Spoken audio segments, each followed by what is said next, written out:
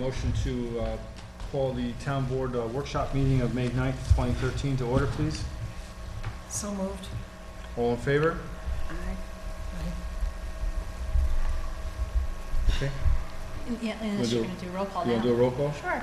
Councilwoman Beamer? Here. Councilwoman Brody? Here. Councilwoman Hitzelberger? Here. Councilman Doyle absent, and then Supervisor Flood? Yes. Salute the flag, please. I pledge allegiance To the flag of the United States of America and to the republic for which it stands, one nation, under God, indivisible, with liberty and justice for all. a moment of silence for the men and women in the military throughout the world and in this country, and the ones, unfortunately, that have not come back.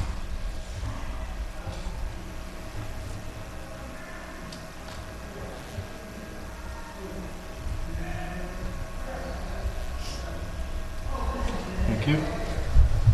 The emergency exits are on our right, your left, and the rear. Roll call we did. I will note that Councilwoman Doyle is here. Just a little housekeeping. We will introduce Gretchen Hitzelberger, who is our new council person that was selected by the board to replace Cornelius Haas, who resigned. So congratulations to Gretchen and welcome aboard. Thank you. Public comment, we have one, I believe. Two? Well, let's go. Mr. Ready? Elliott? No. Are you ready?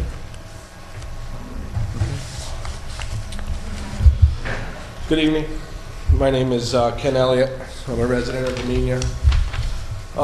The reason I'm here tonight is this year I placed a bid on the town mowing contract, and I obviously did not receive the contract, which is not a problem. There was a lower bid.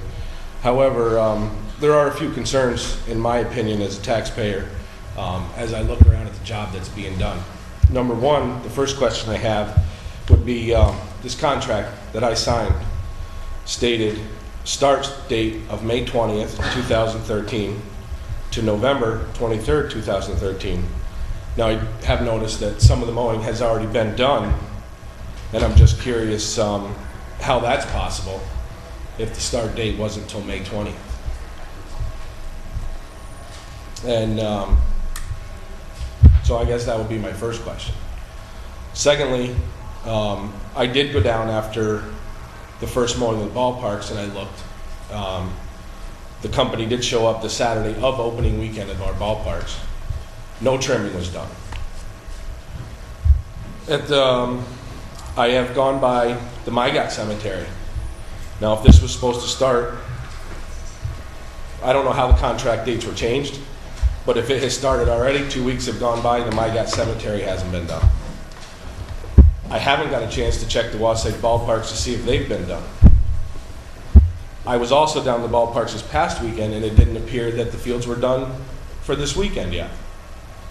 And I know the right side of Mechanic Street has not been done yet this year. So ultimately my question is, how is this person being paid, or are they doing it pro bono? No, what we did is obviously because the date was wrong, the original contract was wrong, so he bumped it up.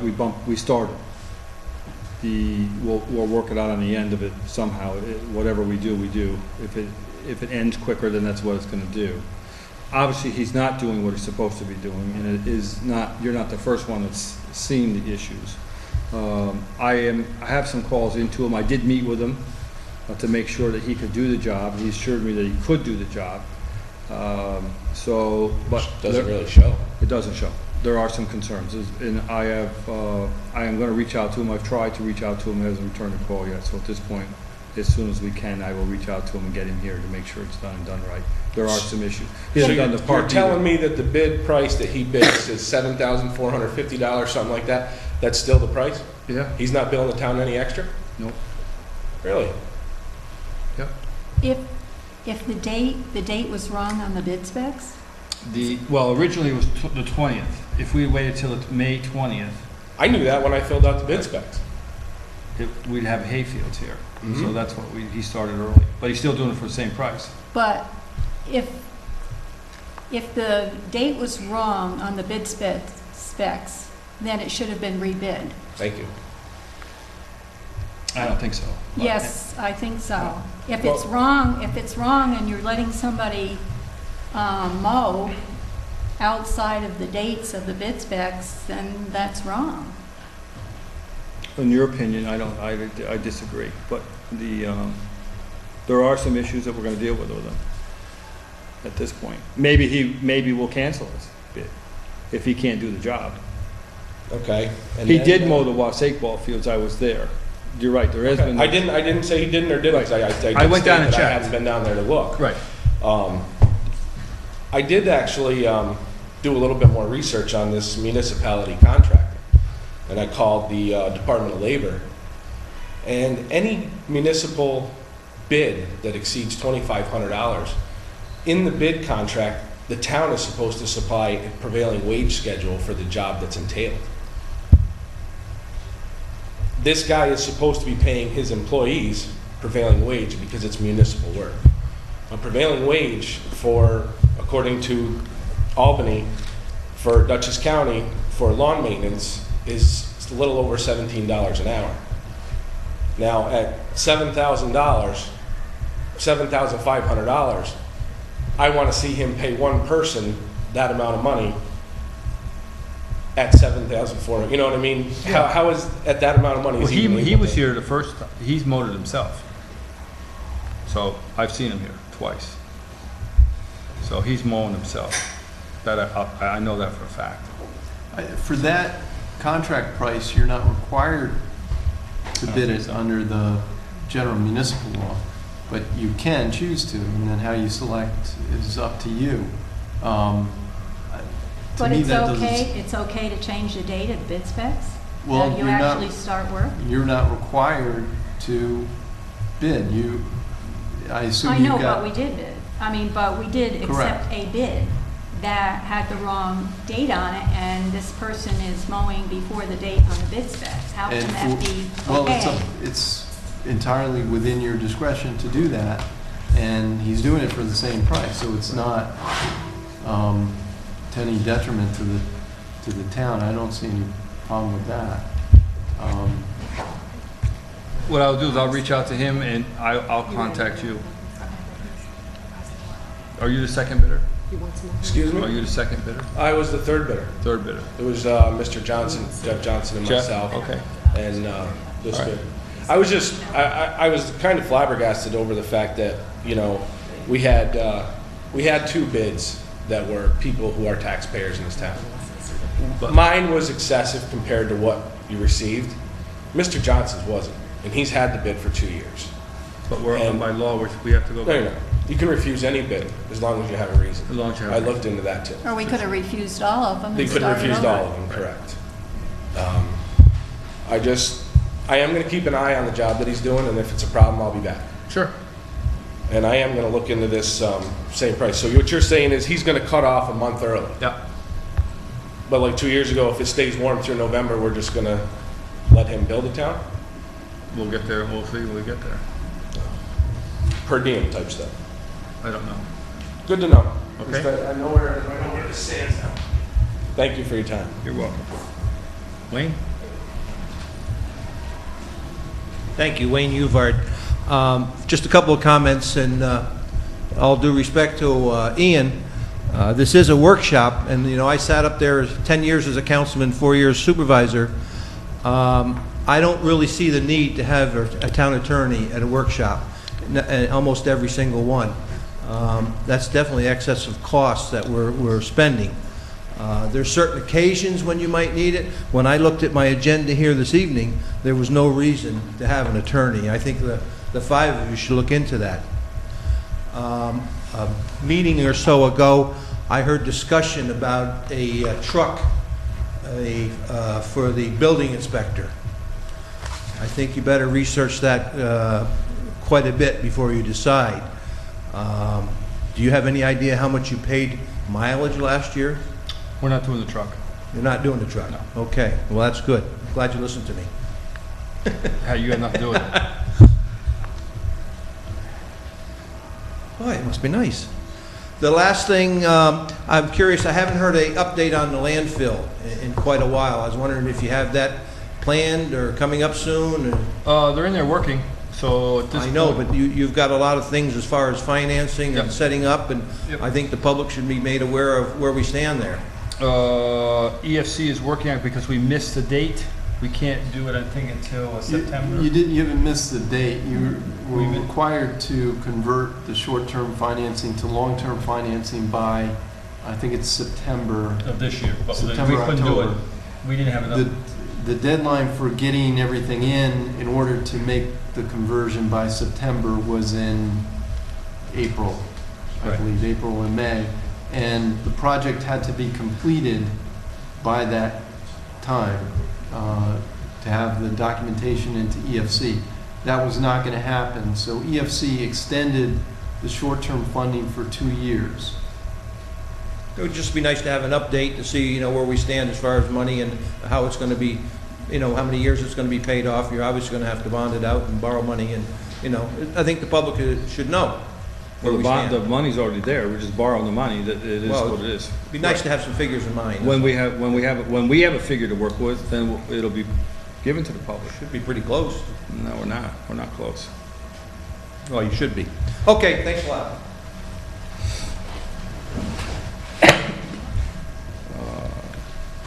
That's it. That's it, that's all that's signed up. Okay. And tonight we have a special guest, Senator Terry Gibson, who's asked to speak. So, Senator, good to see you again. Good to see you too. Well, good evening, everyone. I'm New York State Senator Terry Gibson. I represent the 41st District here in New York State. That encompasses Amenia, as well as just about all of Dutchess County and half of Putnam County, and I live in Rhinebeck. And until my election about 4 months ago, I served on the village board in Rhinebeck as a village trustee, as an elected official there. So I have a great deal of sympathy and understanding for what you go through up here trying to manage your budget and deal with the various issues that come to you every day. And have great respect for the work that you're doing. And I hear that you're doing great work, so keep it up. What we're doing is we're making a tour of our district, and we're going around to all the towns and villages in our Senate district just to introduce ourselves, to make sure that people know that we're there to help them, and to also see if we can learn more information about how we can help you.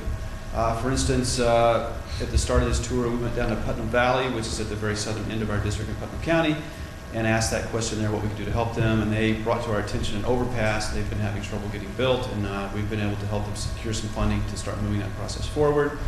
And we have some other examples like that throughout the district, so we're hoping to find something like that tonight that maybe we don't know about that we can help you out with.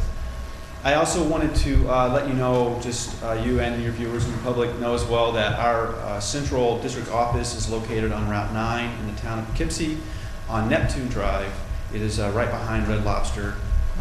If you ask why we're there, it's because it's exactly right in the center of the district, so we thought that was important.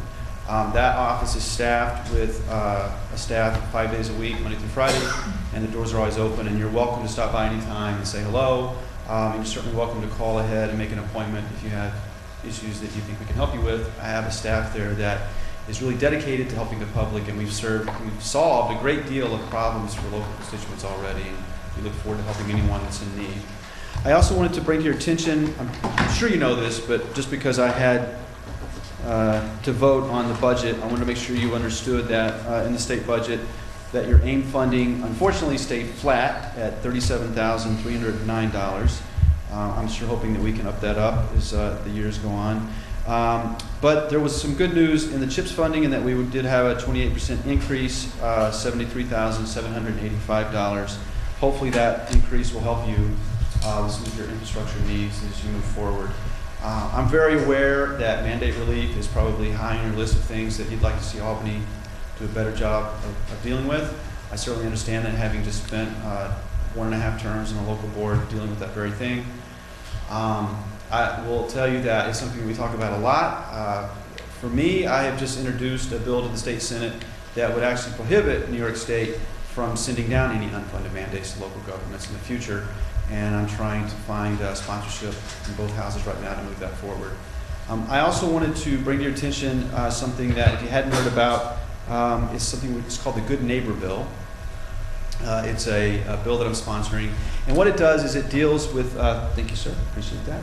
Thank you. It deals with homes that are in foreclosure. If you have any homes in your district that a bank currently owns, you're missing like a little wedge right here. Then what's happening throughout the district, especially in our larger cities, is that we have banks taking over properties, and they're not being good neighbors. They're not mowing the grass. They're not fixing the windows. They're not painting the house. They're allowing the homes to fall into disrepair. This is also happening to some businesses. And it's driving down the property values of surrounding neighbors, and it's making it hard to sell the home. And we just think that's wrong. So we've introduced something called the Good Neighbor Bill. It would make it mandatory that they take care of the property. It would also make it mandatory that they supply you with a name and a contact number of who owns that property and who you're to call to maintain that property. They would actually, when they take over the home, be required to supply you with a contact name right away, which is something they don't have to do now. So this would close a lot of loopholes in the law. If your board supports that, and we are going to send you a copy of that after this meeting, if you support that, then we would ask that you send us a memo in support of it so that we can share that with our other elected officials and show that we have municipalities that think they can benefit from this, and that would help us move this along. Having said that, I think, I just wanted to give the board an opportunity to ask me any questions that you have. And also, I have one of my staff members here, Matt Martini, and he's taking detailed notes. So any requests that you have, they will definitely be added to our list. So is there anything that we can help you with?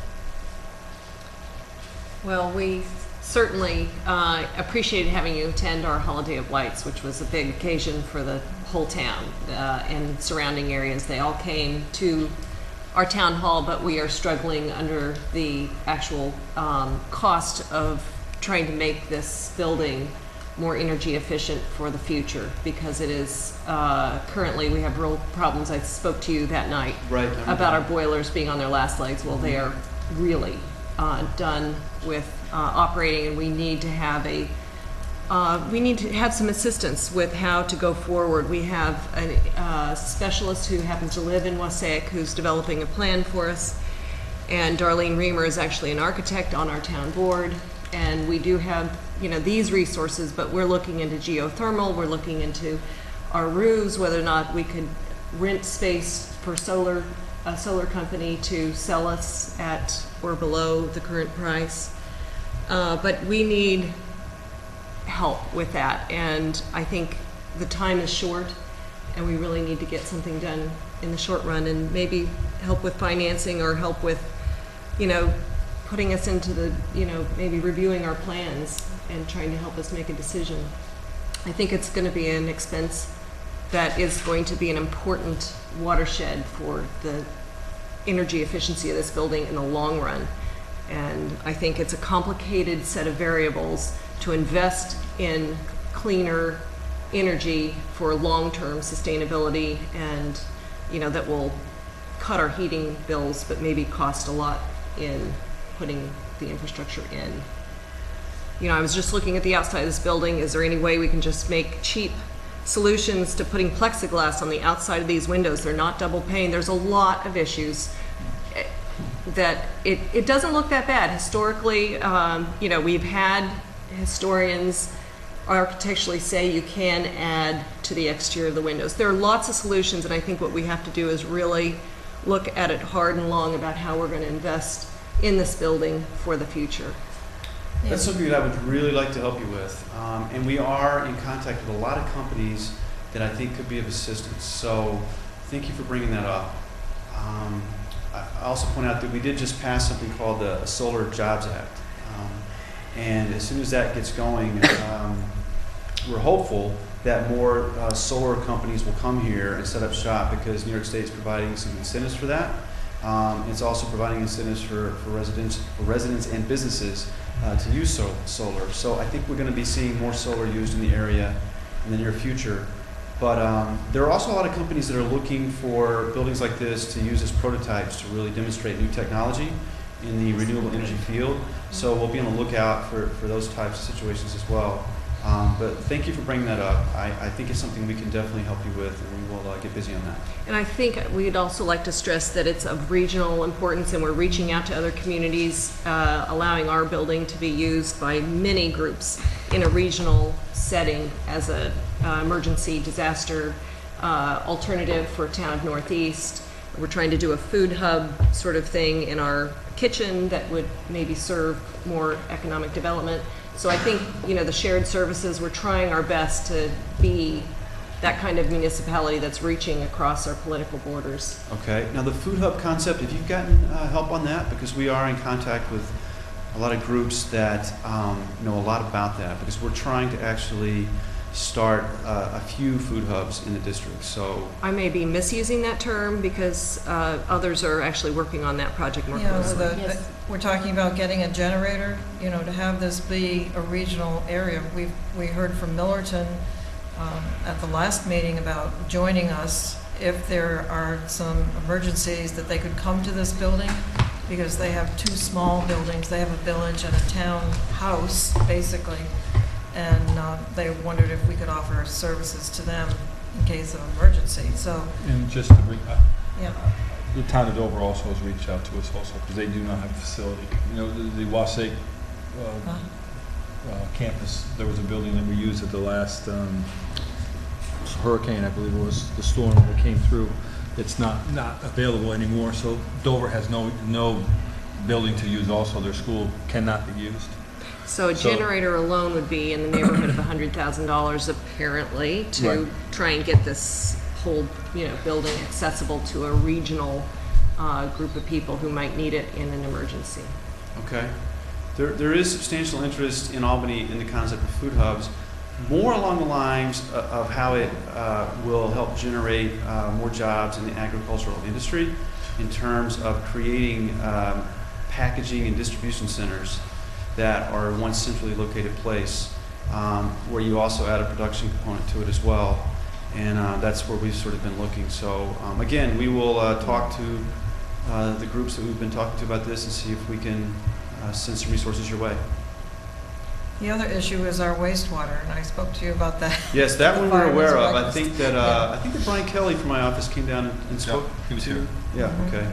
That we have some information on. I think we're aware of that Oh, one. wonderful. That's difficult, as you know, for a lot of different reasons, both locally and in the state due to lack of funds. Yeah. But it's important. It's very important. And I can see how it would help drastically improve the economy here. It would help stimulate job growth.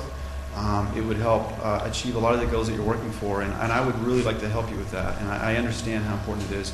It's an issue that you're not alone in. There are a lot of municipalities in my district that are in the same situation that could really benefit from that. And they are all very different, of course. But we will continue to keep that high on the list and try to help you with it. Right. Senator, you mentioned jobs a couple of times, and that was one of the questions. I don't know, obviously jobs are a big concern for the whole valley here. I don't know if you have an update on Taconic DDSO, what's going on there. And I did retire from Beacon Correction, and it sadly looks like, there's another facility with jobs that's disappearing.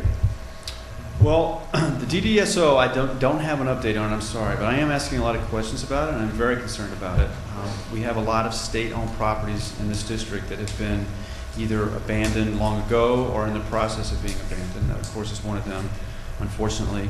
So it is a prime target of our focus in terms of new job potential.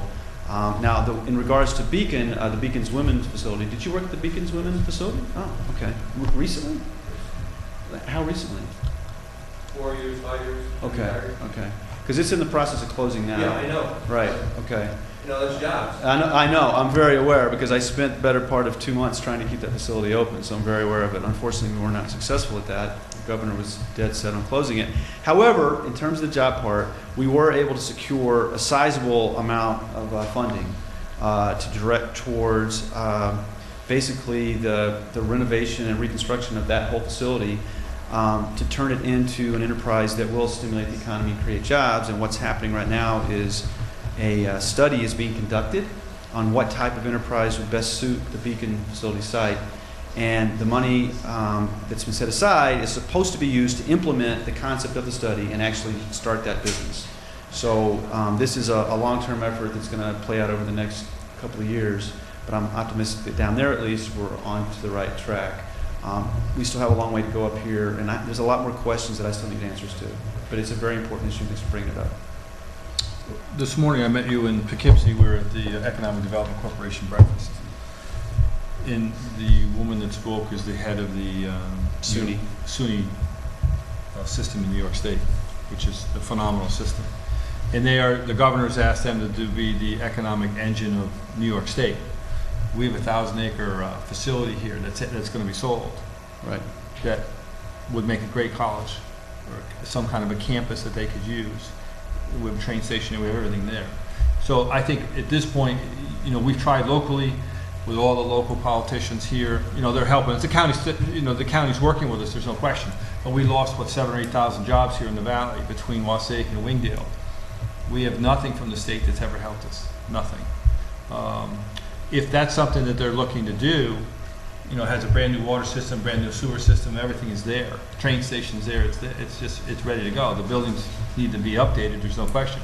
But what a beautiful place for a state facility, a college campus. It would be incredible. If you can help us with that, obviously, you in your position, you have more pull than we do. And I think that's where it's going to have to come from. Obviously it's going to close this year. It'll be the end of it. They'll keep enough people there so they don't, completely rob it, as they have other facilities that have closed. They've learned from their mistakes in the past, so they will keep a minimal crew there. But and if you could help us with that, that would be a great thing. Well, I appreciate you bringing that up. The idea of a school or a college or some type of training program using that facility is a great idea and a perfect fit. I agree. All I can tell you is I'm very aware that the state has not done a good job of representing this part of the district and has not done a lot for it. As a new senator, I don't want to be on the end of not getting anything done.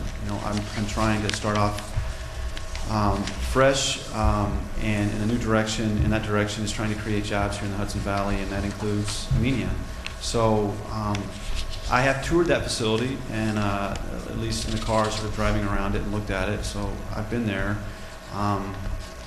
There's still a lot of complications that I'm concerned about in terms of how it's closing down and what the state plans to do or not do and what they'll allow there or not allow there. So it's on the list of things to deal with, and we're going to continue to reach out, and as we get news, we'll keep you posted on it. But keep asking us about it, and if you learn more about it, please let me know, and hopefully we can work together on this. While I applaud you trying to stop the flood of unfunded mandates to local municipalities, one of the things that hamstrings small municipalities like the town of Amenia is prevailing wage. You have to follow the law to the letter, and if you don't, there are fines, there are penalties. I don't, in reality, expect prevailing wage to go away. However, for small projects like $10,000 and under, for small towns not to have to use prevailing wage would be very helpful to us. Okay. I'd bump it up to 200. That would help. I will certainly take that into consideration as I go back and talk to my colleagues about this issue, which does come up quite a bit. And I certainly understand your reasoning on that. That bill we would wholeheartedly support, I think. Correct. Tomorrow. So count us in on that bill. I also think that we should mention that our highway garage, while I understand this is a local, very, very local issue, I still don't see why, in the spirit of sharing facilities and sharing spaces, we can't consider all the options. Our current town garage is in very poor condition. The roof leaks. This was our own building inspector took a look at it. back in February 2013. There's nothing new. We all know it's in very, very poor shape. It's down near Pollingcorp, parallel to Route 22, just on the side of it next to a creek. So it's not an ideal location, but some of our most expensive items are located there, and they are in the form of trucks and infrastructure that we need for the maintenance of our highways. And it's inadequate. We have roof leaks, like I said. We have sections that have been separated from the perimeter walls. You can see through to the exterior.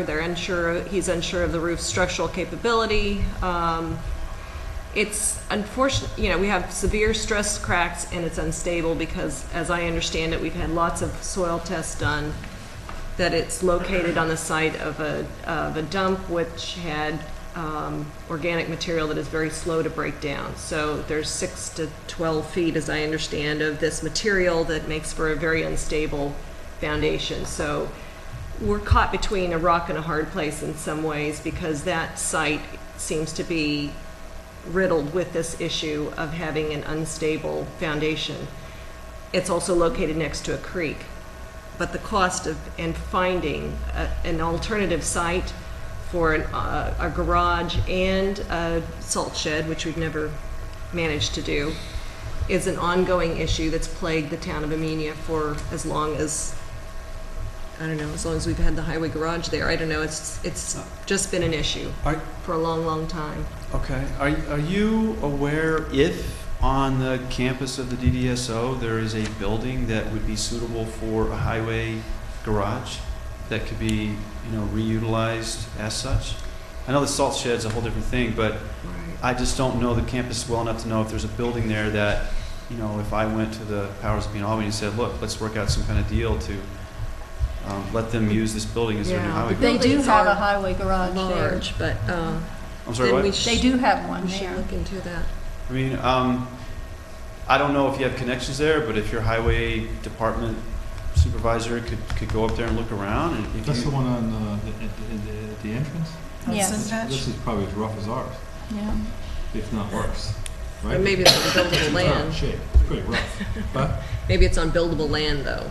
Land that doesn't require extreme forget, engineering to... they have salt there also. So. well, it's just an idea. I'm noticing that this is happening in other parts of New York State. I'm seeing movement where vacant state land is basically being loaned to local governments to use for things like this, with the agreement that whenever you stop using it, it comes back to the state. And I just think that we should be looking for opportunities to use that site for your purposes, because I think it's not too hard of a stretch for me to try to make that deal work. If I can justify that there's a local government right there that could use that, why not let them use it? So we should probably both look around there to see if we can identify opportunities like that, not only for the highway garage but for other needs that you might have. Although this is a pretty big building, you have a lot of space here. I think it's great what you're doing with this building, by the way. I know that is not easy to do, and it's great to see that you're using it. It gets a lot of use. I'm sure it does. And by the way, great holiday parade. I'll definitely be back next year. Good. That was great. That's That was a very great fun. time. Thanks for letting me come to that. So is there anything else? I know you have a lot on your agenda tonight. I don't want to take up all your time, but I'm happy to stay here as long as you want. But Anybody else? okay. Thank you, Senator. Thank you so much for coming. Sorry, Yes. I wanted to see if you guys went first. Hi, Senator Gibson. What was that Safe Home Act, Safe Neighbor, or Good Neighbor? Good neighbor bill. Can you, I doubt you can answer off the top of your head now, if you could put it in your newsletters, just get the newsletters of all my representatives. Because there are some laws about this. I don't know if the federal government has laws for the banks, because we have two extreme examples in this town. There's a house right across the street where they did it exactly perfect. There's a sign on the front door, they hired a company, they drained all the water. There's a phone number there to call if you see anything wrong. Then we have another commercial building just around the corner here that's just, literally falling in on itself. So I think the law's a good idea, but I just don't know. I think there are some laws. It'd be great if you just sort of... Yeah, we've researched this quite a bit. There are a significant amount of laws. Some banks are better at following them than others, But all the laws in the books right now have significant loopholes in them. If any bank wants to avoid it, they can, and they have legal means to do so without breaking the law. So this law addresses all those loopholes and closes it up. And there is no requirement in any law that requires a bank to give a local government the name and contact number of the person in charge of the property. That doesn't exist anywhere. And a lot of communities throughout this district have complained that there's no one to call. You know, you can call Chase Bank, but you'll never find out who's in charge of that property. So we've got to change that. But it's a good point. There is real property actions and proceedings law currently has a provision that requires mortgagees, banks, to maintain the properties after judgment of foreclosure is issued, but not before. That's one of the loopholes. This So I'm takes assuming care of before. Okay. Right. This takes care of Do you know how much before? Is it when an action is commenced? It's or? as early as possible. Okay. It's as early as like we can possibly do it, because that's where the big loophole is. But isn't it true, a lot of these houses have been purchased by large companies in blocks of... Many of them have. Many of them have. We don't have any research on this, so it's hard for me to, I don't really know. They bought thousands, 25 or 50,000 homes. Many of the big banks do this all over the country. Right, they're selling them left and right. Yeah, they have no personal... Actually, we passed We do have an law. We do have an ordinance. Yeah, we have an ordinance to where, foreclosed properties have to actually register with us. That's good. And, and we have fines, I believe, in place if they don't keep the property What's the up. fine, John? It all depends. I mean, it's funny that you mentioned that because it's going to be in my report. Okay. But Well, now that I know that you're finding them, I hate to now I'm feeling guilty. You're we gonna. have a little bit of a progressive approach. Yeah, this law may you may not be able to get as many Maybe fines. you should adopt our law. Yeah, maybe so. Maybe so. Well, We're gonna say you got the idea from us. hey, you can take full credit for it. It's fine, as long as we can get it done. All right, well, I'll let you get back to your meeting. Thanks again for your time. I want to, again, encourage you to reach out to us anytime if we can help you out with anything. We'd rather find out before things become a crisis and try to partner with you in any way that we can.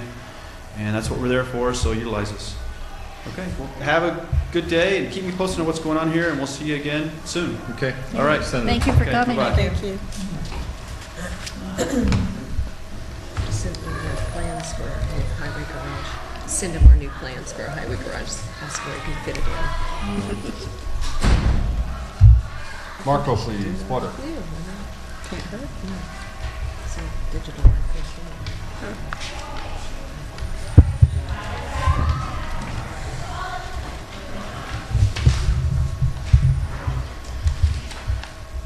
All right, water usage, 3,600,000 gallons approximately. We did have 2 leaks this month. One was at 85 Midway service line. Another one was up on 522 Route 44, both on the homeowner side. We did have to do one repair to the curb valve on 85 Midway, which we have to charge the town for. We had to shut the water off, the valve was not functioning, the curb box needed to be replaced at 85 Midway. So approximately 50,000 gallons for a few days lost. We also had a well 5 tripped just a few days ago. So I heard one person brought to my attention that there was chlorination odors in the water. What happened was when well 5 tripped, well 1 kicked in, the chlorine levels dropped. And when the chlorine levels dropped, they didn't drop below legal limits, but they dropped low enough where you actually get an odor. It's funny how that works, but actually low levels cause chlorine odors. So we made that adjustment. Well 5's back online, well 1 is back offline for emergency use. We also graded and seeded well 5 and 6, took care of the cones of depression there. Followed up continued followed up on the meter replacements and the billing. And I think that's it for the month. Did you Any find questions? out why the 20 weren't reading at all? Well, you had some zero reads on some of these. I had, yes. I don't know exactly what caused that yet. I know that there was, like, I'll give you for example, one of them that I went to that I was called back on was 90 Lake Amenia Road. That was a brand new meter and radio read. It came up as 0, but when we actually read it manually, it read fine. I did have a call back from Neptune, the manufacturer. The manufacturer, I did a survey actually last week, was a CAN survey, and told them we weren't really pleased with Neptune. We've had a lot of problems with them. The manufacturer got back with me and acknowledged the problems. So there will be a further follow-up, which I'll get back to the board with over the next few weeks here. They're actually going to come down. The manufacturer is actually coming down to meet with me. I think they should. And there is a known issue. We did these meters approximately 2008, 2009. There is a known issue in 2008 of failures, those meters. So he's going to pull up the database and see if all these meters were purchased in 2008. And we may get some credit back for that on the labor. So I will keep you posted of that as soon as we find out. So they are acknowledging known failures with the 2008 manufacturing dates of these meters. The new meters coming out, 3rd generation, will have also data logging on it. The data logging capabilities will be able to we'll be able to pull up 90 days of history of water usage. So if there's any issues with the meters that customers have, we'll be able to pull up a 90-day log of data and show the customer their usage. So unfortunately, those meters, if we want them, we'll have to extra for them. If we have to replace any, those meters will be replaced with a 3rd generation, free of charge. And they read back to 90 days, the new ones. They read back 90-day Same logs. price? Same. They're going to be they're more money, but they are the ones that we will be replacing any future failures with, and no extra charge. Because they got rid of the 1st generations. Obviously, there were problems. The 2nd generations were okay, and that's what we're replacing now with the 2nd generation. But the 3rd generation ones they're just coming out with, and they should be out in the middle of this year, are the latest and greatest, and that's what we'll be getting if we have any more failures after that point. Is it possible for us to retain the data for the 90 days so we could build It's rolling 90 a history? days. So there's no way to download it and We store it could anywhere? download it and print it out. There would be that capability would be there to download that 90-day rolling and print it out of usage. Then you would save it. I've had a couple of complaints about water smelling. I just We reviewed just that. talked about We it. did that? Yeah. The It's low water level- was low well level. Number 5. 5? Well 5 When it tripped. filtered on. Well 1 kicked in, which is our emergency well. As we know, well 1 has turbidity, high iron, high manganese problems. And when that kicks in, it sucks up all the chlorine. When it sucks up all the chlorine levels drop. It causes chlorine odor. And when the chlorine odor, to rectify it, we have to crank up the chlorine really high. But then again, when well 5 comes back in, now you have exceeding the limits of chlorine levels. So it's a delicate balance. Well 5 is back online, well 1 is offline, and it should dissipate here. If it hasn't dissipated already, it should be another day or 2 to dissipate. Now, are you currently the only one reading the meters? I am the only one reading meters currently. Okay. Any questions on that? Okay. And at the water committee meeting, they wanted to know if they get a copy of the monthly bills to see if what the companies are billing matches what is delivered to the water contractor. Well, you mean vouchers? Yeah, the vouchers, because right now, the only persons who sees the vouchers when the bills comes in is the bookkeeper. Or And there's town nobody, board. and the town board, but we don't know what came in and what didn't. So so the water committee But I thought wanted you to signed see most it. of them. Don't you sign most of them? No, Not anymore? that stopped. Nope, I haven't been, that has been changed. So we some. need some kind of a check and balance, and the water Sure. committee would like to do it. You want to send to them? Yes. Okay. Well, Victoria, just my take on that meeting was that they were happy, and maybe you can help understand it more. My understanding was that Mae Jones didn't really want to see the vouchers, but she felt confident that if Marco signed off on it, yes, it was delivered X number of gallons of chlorine or whatever he orders on a regular basis, that was enough for them assurance. And was that your understanding as It was, and well? we met again last night, and we talked about it since our last board meeting, and we asked who was in charge of the water department, and it was, the board said the water committee. So the water committee's in charge of the water department. They would like to review, and since, you know, I'm there, I can also validate it. They would sign off, and what I recommended was they sign off on department approvals on the vouchers here, on the department approval side.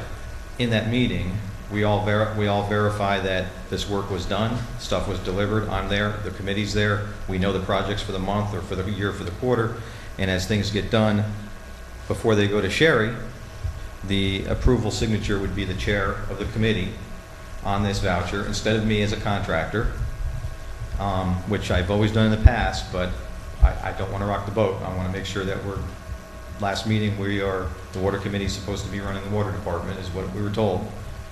I didn't get that sense. At the last town board meeting where we discussed this, we had a Yeah, discussion. well, somebody needs to be checking them.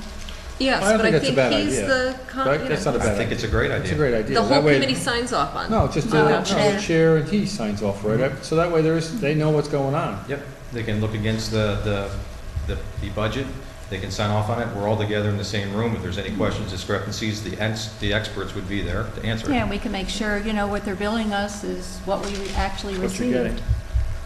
So that's not going to hold up billing at all in that you only meet once a month, right? We meet once a month. If anything, we would.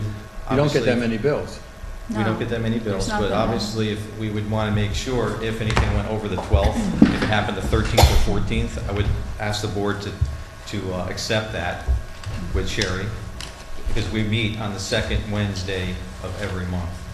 So if that happens to fall, shouldn't, but if it happens to fall, that it's a day or two late, would that be acceptable? Okay. And the only other concern they had at the meeting was that on the Town of Amenia website, the water contact emergency number is missing. It has the water district on the website, but it doesn't have the emergency contact number. Did you call Mary? No, Why? Also, I only found out about it. along those lines, when there are odor complaints or water quality complaints, I can't be told that there's complaints. I need to know exactly time, date, person, location. Well, yeah, but you already met with them after I talked to them. I was told with an email from Karen that there's been complaints from residents and the business district about odor and water quality. That tells me nothing. I need to know times, date, when, so I know I can correlate it to what the problems were and follow up. Were you at Four Brothers? No. Ever? No, they Not told this me you week. were, okay, I was under the Yeah, impression weeks you were ago, there. they talked to me, but it was their soda machine that was an odor. There I was don't a know, soda just- machine that had odor, the rest of the water was fine. We talked about cleaning their soda machine.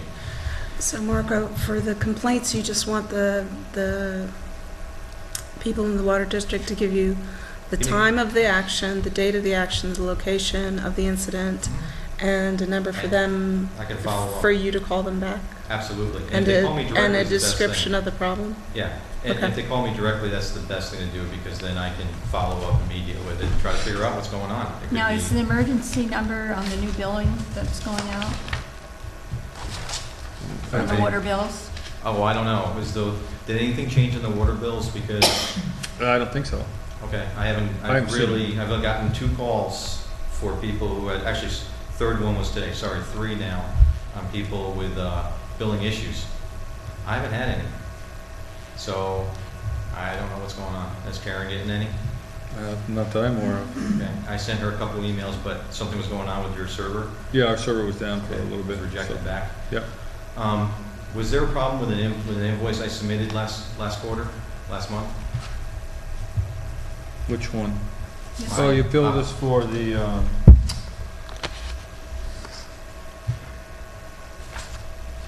Was there a problem with that invoice? Any No. questions on it? not that I'm aware of. Okay. So was there possibly a clerical error in my check? Could have been. This one you didn't get paid for? I didn't get paid for the full amount. The 390, right? The one amount that I did not get paid for was for doing the water billing and meter reading. Okay. Have you billed it for that in the past? No, you never No, I have. haven't, but I've never have, but again, not according to my contract. And Okay. That's how you brought it up, was if it's not my contract and I get asked to do it. So I just want to make sure we're on the same page. But that's, I would like to discuss that. If we're on the same page, we're on the same page. If there's a problem with Well, that. if you're gonna bill us for the water meter reading at $390, that's what you're gonna do now? Is that what you wanna do? No, that's how long it took this time. It'll take less next time. You billed us for what, 6 hours to do 6 the? hours. to do the water 6 meter. hours in one time. It's all 6 hours throughout a week. So first day, I have the log here. So if you want to review the log, we can review the log. Not really tonight, but I will Okay. review it. Yep. It's, like I said, I've never charged the Did you town submit it? before. You didn't submit a Since- log with this, though, with Yep. the receipt? I've never charged the town before, but since, you were going to subcontract it out, it's not my contract, you made it perfectly clear, then I should be getting paid if it's not my contract. If that's correct. You did billing support too, right? Billing To get- support to and get meter Karen on reads. the- Following up I on give any her Karen's some That was an issues. hour, 45 minutes, he's billed us for how many hours? 45 minutes? Right, she said 45 minutes. Really? Right. Between phone calls from 4:04, 4:08, 4:10, 4:26? We never saw that, You never saw the phone calls, no. okay? So, should I be billing for these hours or not? I would like the board to make that decision. The water committee thinks I should. And- Absolutely. Okay. So, Is this provided for in the contract for additional services? I assume that you have Contract is very vague. additional. the contract doesn't state anything about water billing because there was no water billing back then. It was a flat rate, and the water billing was just starting to come online, didn't come online until the year after I already took over, full on board. I always had an agreement with the town, and Wayne's here, I always had an agreement with the town that I would help the town out and do this, but since this was going to be vendored out, and it was not in my contract, then it's not my contract, I should be charged for it. I should charge for it. Well, I'm very sorry that it's come to this because I I think hate you've that. been doing an awful lot of work for the town. I understood when we were installing these meters that you worked above and beyond everything Yeah. to get these things done with Norm Kaya, who Yep. worked hard on also on behalf of the town board, and he said you were excellent Yeah. and did everything and worked very well with the people, getting the job done in a timely, as timely as you could. Right, and I never charged to the town, but again, since this was contracted out, the original bids, and then it was brought back in, and another person was hired, and it was told specifically to me, it's not in my contract. I want to know what to do. I prefer we go back to our original arrangements where you did a lot of work for the town as part of your original contract at Okay. a flat rate of $30,000 a year, right? Yep. And do whatever it takes to make the water district work. That's what I would like to do. I would rather not get into nickeling and diming. I hate to use that phrase. 'Cause it's- I hate to also, but again, it's getting to the point where, again, everything it's in my contract or not in my contract that was clearly brought out here. Like you stated, I've done a lot for this town and not charged extra for, but again, I got railroaded here this last few months. Well, I think the water committee is fully in support of your work. The town board is in support of your work. Am I wrong? Is there anybody who does not feel that he is going above and beyond his contractual agreement that he's done for the last almost 5 years, what, 4 years? I've done the budgeting, I've done, making sure. No, that's not true. The budgeting has never been done by you. Oh, okay. That I'm aware of. So, at this point, the contract, we reviewed the contract. His contract did not read the meter reading. That's the only thing I brought up. Right, but I'm happy fine. with him doing the same thing he has been doing for this district for the entire time he's taken this on, which is do whatever needs to be done. And the fact that we have hired somebody to do the billing to replace Jane, that is all that I ever was interested in doing, is to hire a replacement for Jane, not to do any more than that. Right, but actually, if you remember the end of last year when it was going to be subbed out, and I wasn't even notified about it. Well, That we was- weren't, the rest of the board was not fully aware of it Yeah. that I know of. And my understanding was that it was to replace Jane. And again, it was not even brought to my attention, and, it says, I've always run this water district. That's how it was. I ran the water district. Everything that Gary did before doesn't happen now. So what is my job, what is not my job, and I was told to follow my contract. I think the rest of the board needs to confirm that in fact he is in charge of running this water district with the help and assistance of Karen, who's going to handle the billing, as Jane has done in the past. Is that not what we Yeah, I want him understood to there was do? something about the software as well. Wasn't there There was a software problem that didn't software work, issue? so that was corrected. Yep. And he The only, helped. the he only helped thing with that. VRI was the only thing that they do billing, they do the media readings, and they did the whole thing. So that's where that came from. Well, that's fine to do research, but and we That's have to right. do They that. submitted a bid. What's that? They submitted a bid. Right. I was not aware of, even talked to about the software problem when I You knew about the highlighted- software problem. I knew about it, yeah. I Yeah. actually did all the research so you could upgrade it. You knew exactly what to do after I did all the research. What software you need, what Well, no, would no, need no, to no, be no, done. no. Through Oh, BAS we did it through, that's right. So Okay, my bid didn't, you were involved, you're right, you did inform us of what the issue was with the software, there's no question. okay. So, But the issue that I have is you're a contractor, you're not an employee. that's right, exactly right. That's right, 100% right. 100%. So, again, as I was hired as the contractor, basically since day one was run the water district. And you want to stick by what's in my contract and not in my contract, I need to know how to move forward. Well, I think it's a legal contract. You two drew the contract. I didn't draw. I didn't draw, that was VRI's contract. I went right off of exactly the same contract that was in the town, that was with the So town beforehand. I'm not aware of that, but So- it is what it is. So, If You know, we it's up agree in the- that you run the town, will you withdraw the request for the billing? Absolutely. And we'll continue on the way we have. I make a motion that we absolutely. The way it was. continue the way we have in the past, and Mm-hmm. Marco is in charge of the water district, and he'll make sure the thing runs the way it needs to do, and put in whatever he needs to do to make the water district. Yeah, I can't. Work. Yeah, I can't run it in 12 different directions. I need to. It's got to be one focal point.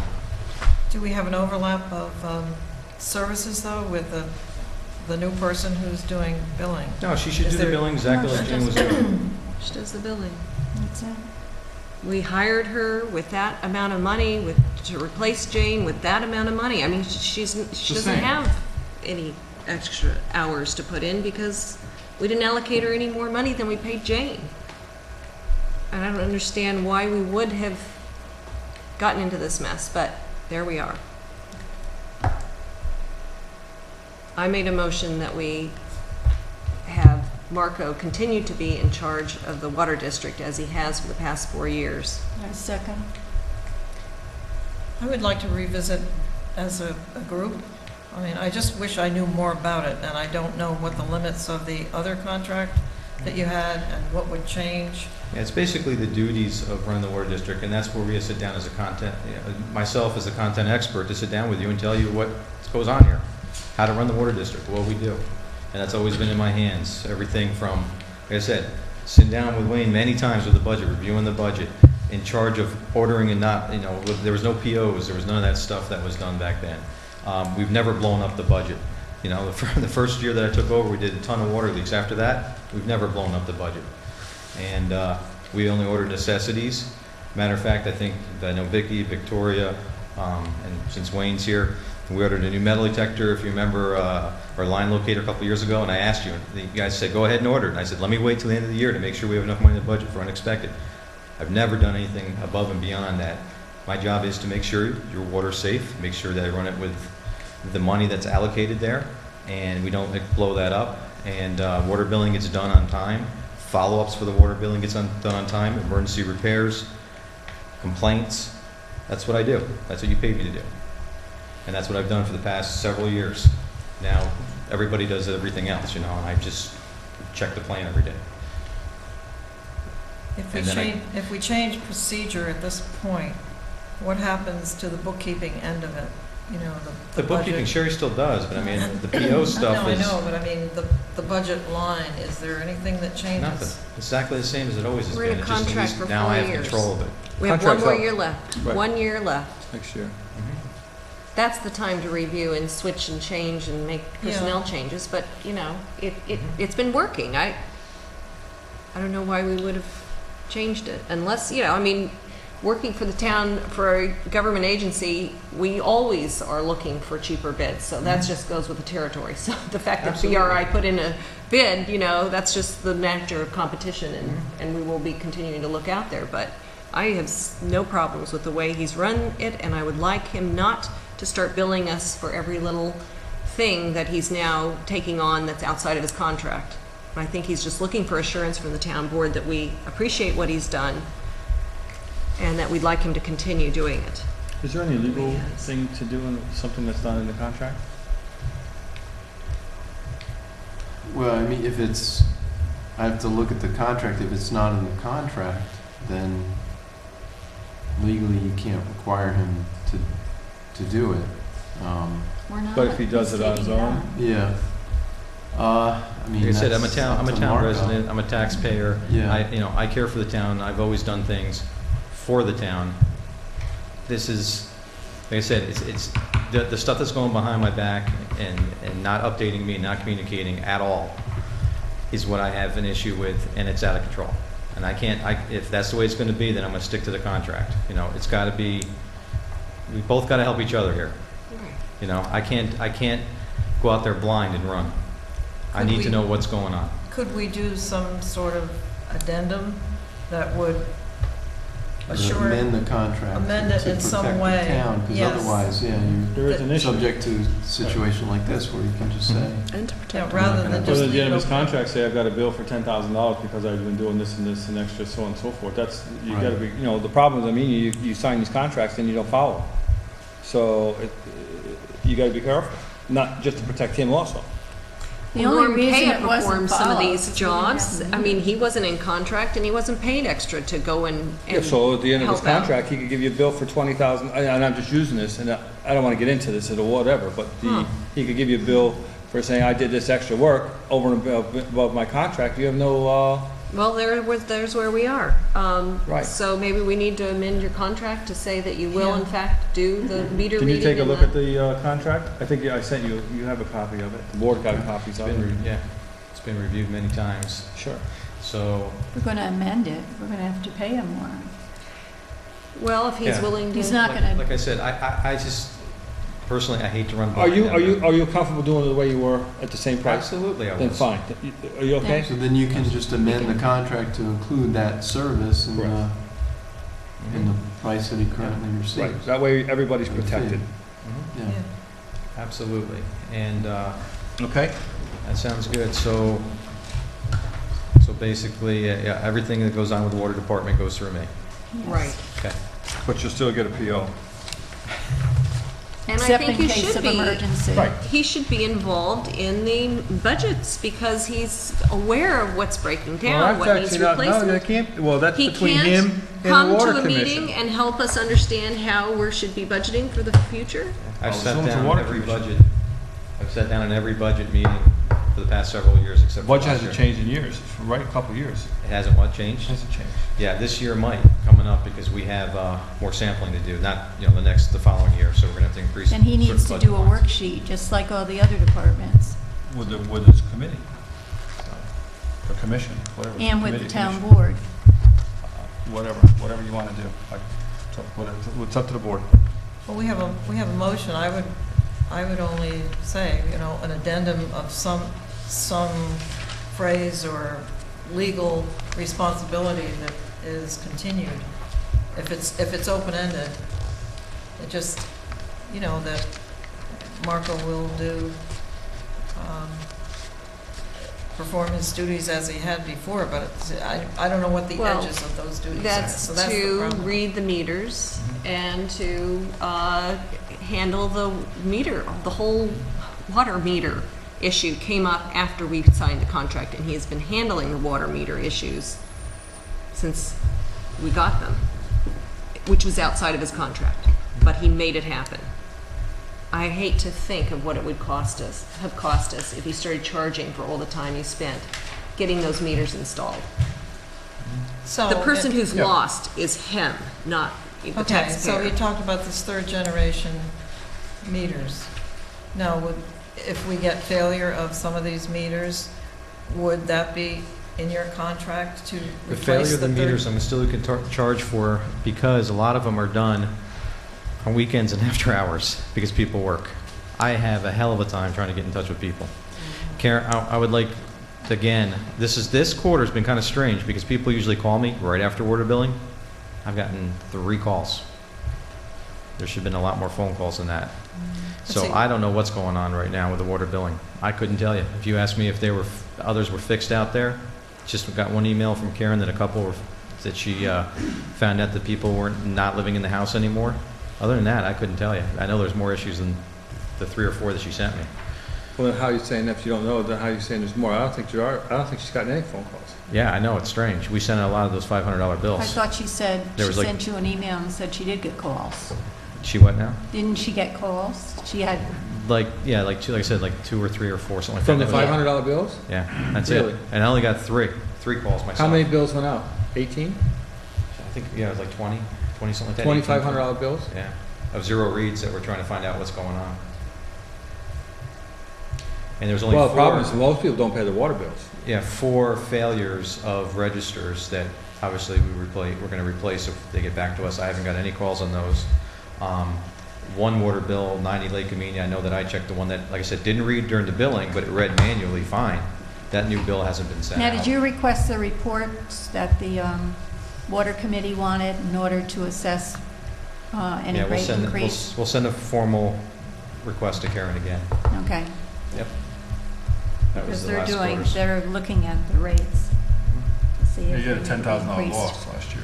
Yeah, and we want to understand why. But getting back. Well, also to get back to the rates, VAS has a program that can do that.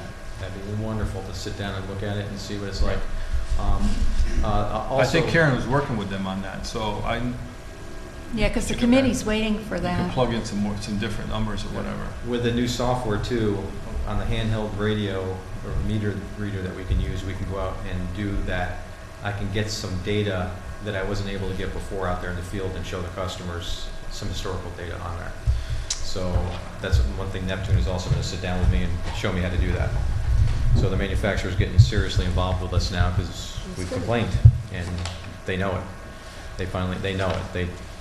They're stepping up to the plate now, so that's good. That's great. Okay? Hey, There's thank a you. motion on the table, though. Can I take a vote?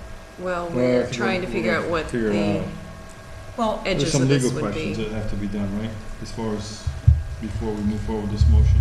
Well, We can vote to add an amendment to the contract, or no?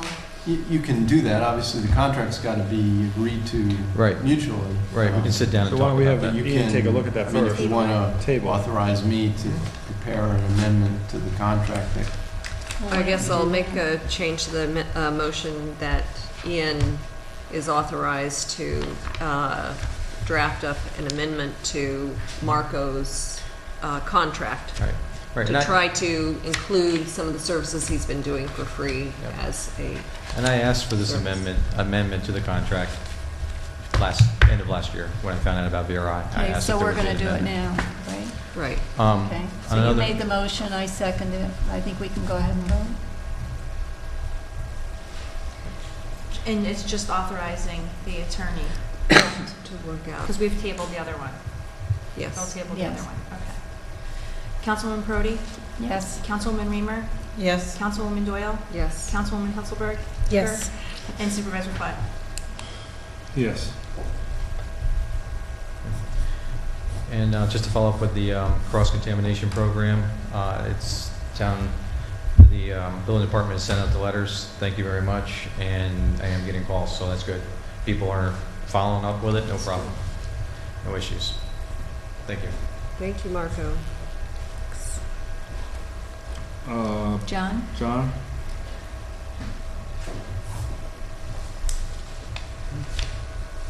Good evening. John Fenton, Code Enforcement Officer. Monthly report for April is as follows. My department reviewed and issued 8 building permits. We performed 7 fire inspections. We performed 22 field inspections. And we've received 5 zoning complaints. Out of the 5, we were able to close out 3. And the 2 remaining zoning violations, it's something I wanted to address the board. It's funny that Senator Gibson was here talking about the Good Neighbor Bill, but I was thinking of a more aggressive approach. According to our town code, it gives us the, I guess, authorization to go onto a property, clean it up with a third party or maybe even the highway department. And we would just have to come up with the money somehow. I'm thinking maybe the general fund. At the end of the year, I could take the expense and possibly some fines or charges, man hours, and levy it onto the taxes. I'm at the point right now where the season's starting to, everything's growing, grass is getting high. There's been a lot of foreclosures. Presently, I have 2 addresses right now that are foreclosures that have a lot of garbage and debris on it. I've sent out 3 order to remedies. 2 of them were certified mail, and they've come back. So nobody's claiming any responsibility for the property. So at this point, I'm asking the board to consider taking a more aggressive approach, maybe authorizing me to hire a third party to clean up the property, pay that third party out of our general fund. You don't know who owns, I have names and addresses, but the address on The record. banks or the holding companies, that's the question, that's the problem we have, we don't know who owns them, right? Right. They're in sort of transition here. And the bank, I know eventually, If you put does the bank pay the taxes every month, every year? in some cases Well, they the do. owner pays the taxes, assuming that they're paying the taxes. But if the banks don't pay It's them? up to the bank. If they're foreclosing, they may be, and the property owner's not paying the taxes, they may pay just to protect their interests. Do you know who the banks are? I don't. That's the That's the hardest problem. information to Oh, find that's the out. problem. That you can, if it's in foreclosure, you can find out who the plaintiff is in the foreclosure. We should be able to get. Even if I go that route, it's not guaranteed that they would still clean up the property. That's correct. But at least we know who to go to, because it sounds like who you're going to now, you're getting the mail back, right? Right. Unsigned. Yep, the banks in So California what's, can get so what's the taken care of next? Well, I think step? his suggestion of being more aggressive and taking charge of cleaning up the property so that other adjoining landowners' value doesn't go down. Well, that's what our ordinance says, doesn't it? It does. But the issue I have now is, daily phone calls from the neighbors that are complaining, wanting some action taken. And I really kind of have my hands tied behind my back. So I'm How just, many houses you looking to clean? right now, 2. I have a ball. How much you clean them? I spoke to one contractor and he gave me a ballpark, it's pretty solid, price of $1,500 for 2 properties. Can we go on some property that we don't own to clean them? How does that work? Well, the local law provision allows you to do it. And there's some question whether you have the authority to enter onto property that without the owner's consent. One thing you could do would be to try again to see if you can get, what address are you sending the notices to?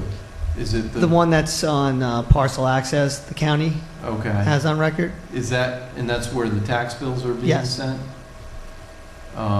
So presumably the tax bills are being returned as well, I guess. I'm assuming they Yeah. are.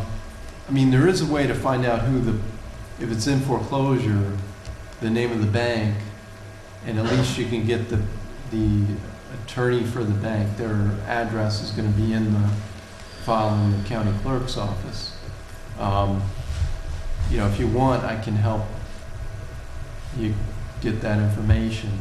I don't That know. sounds good. You don't have to do a title search or something like that. No, but you may need to, a lot of the records are available online from the county clerk's office.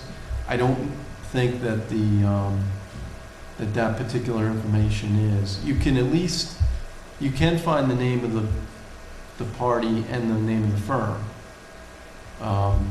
Where? It's Online? on the Dutchess County Clerk's website.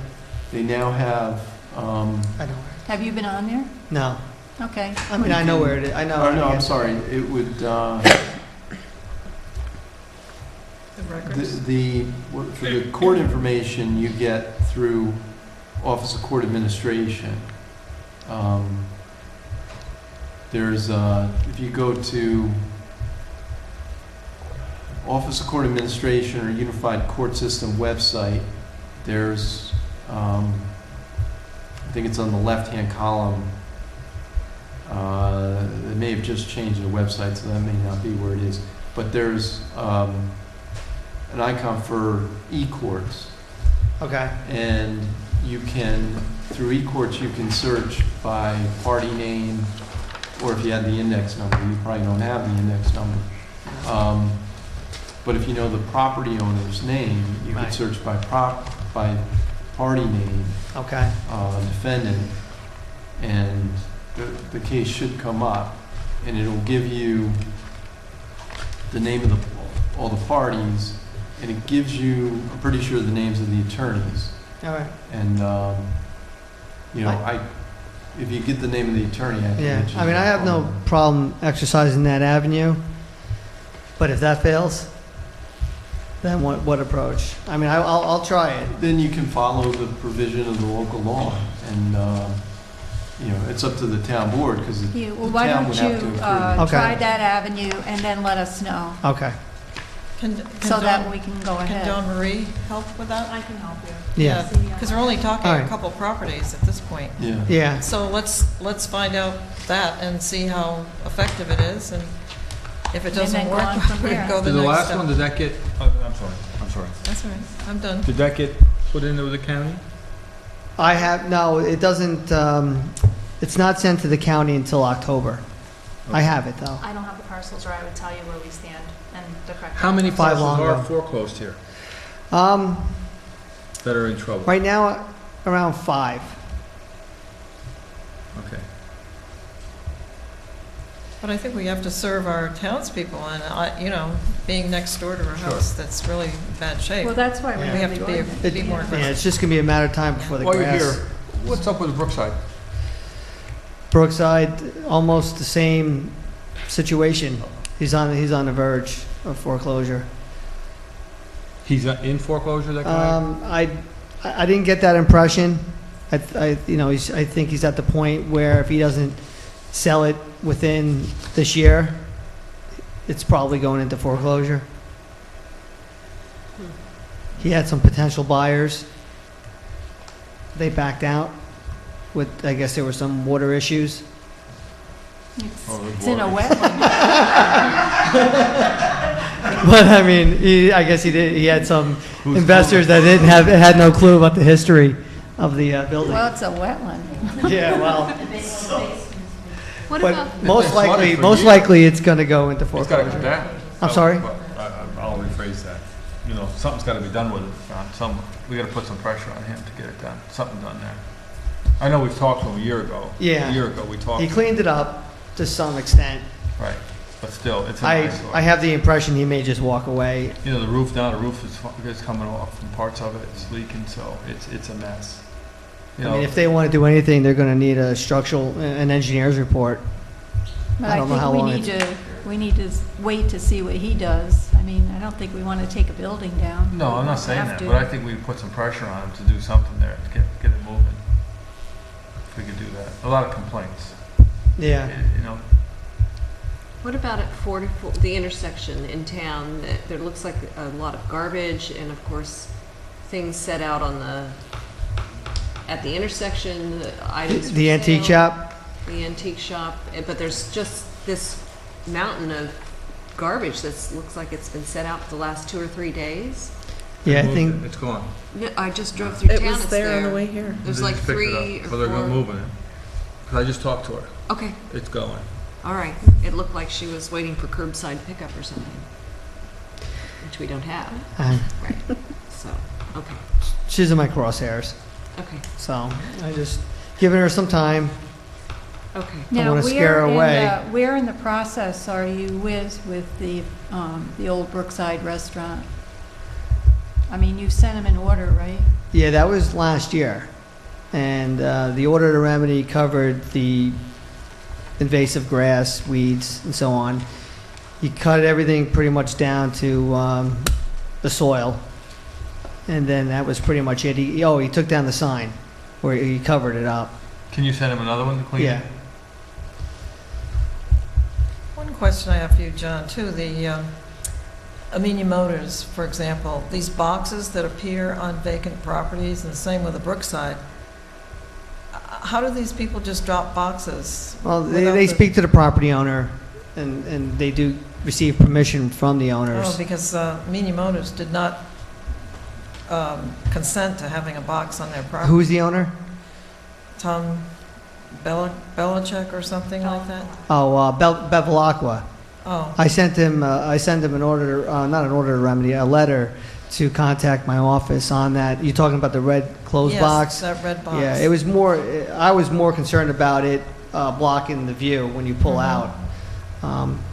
But I haven't heard from him yet, but it's Oh, he was Bevilacqua. complaining about it even being there Yeah. at all. He never According gave any. according to his neighbor, she said that he had, Today? they gave, There's the some owner interest in the gave building. Oh, the closed box approval to put it there. Huh? okay. He's one of the water people. Is he? I know, I met with him a couple Is weeks it more just of an eyesore, if anything? Well, it appeared on the property, and he stopped by my office asking me, The owner? the owner, Okay. who put it there. All right, he hasn't contacted me. He stopped by today, as a matter of fact. Okay. Why is the box on my I mean, there's a property? phone number right on the side of the box. He could call them also. Yeah. I could look into it. All right? Thank you. So I'll let you know about contact, I'll call you, Ian, all right, Yeah. on Monday, and we'll talk about it. We All have right. several Thank you. houses in Wassaic, I want you to make sure, in downtown Wassaic that are obviously foreclosed or close. Okay. Furnace Bank and Main Street, I'm sure by the post office you've seen. Yeah, actually, Both of them? that's one of them. One I of- ha- I okay. have the I wanna make sure property information right here. Okay. Yep. With the one on Furnace Bank Road, that's foreclosed, is it? Well, it certainly looks like it is. The one at the top of Furnace Bank, before you make the curve, the yellow two-story with the tarp that's been. Yeah, I don't have that one on there. You That's don't? I don't. That's the one with the tarp on the roof? Almost a year That is bad, in really bad shape. Yeah. Really bad. Yeah, no, the owner of the Wassaic project was going to approach the owner to see if maybe they could sell it to him.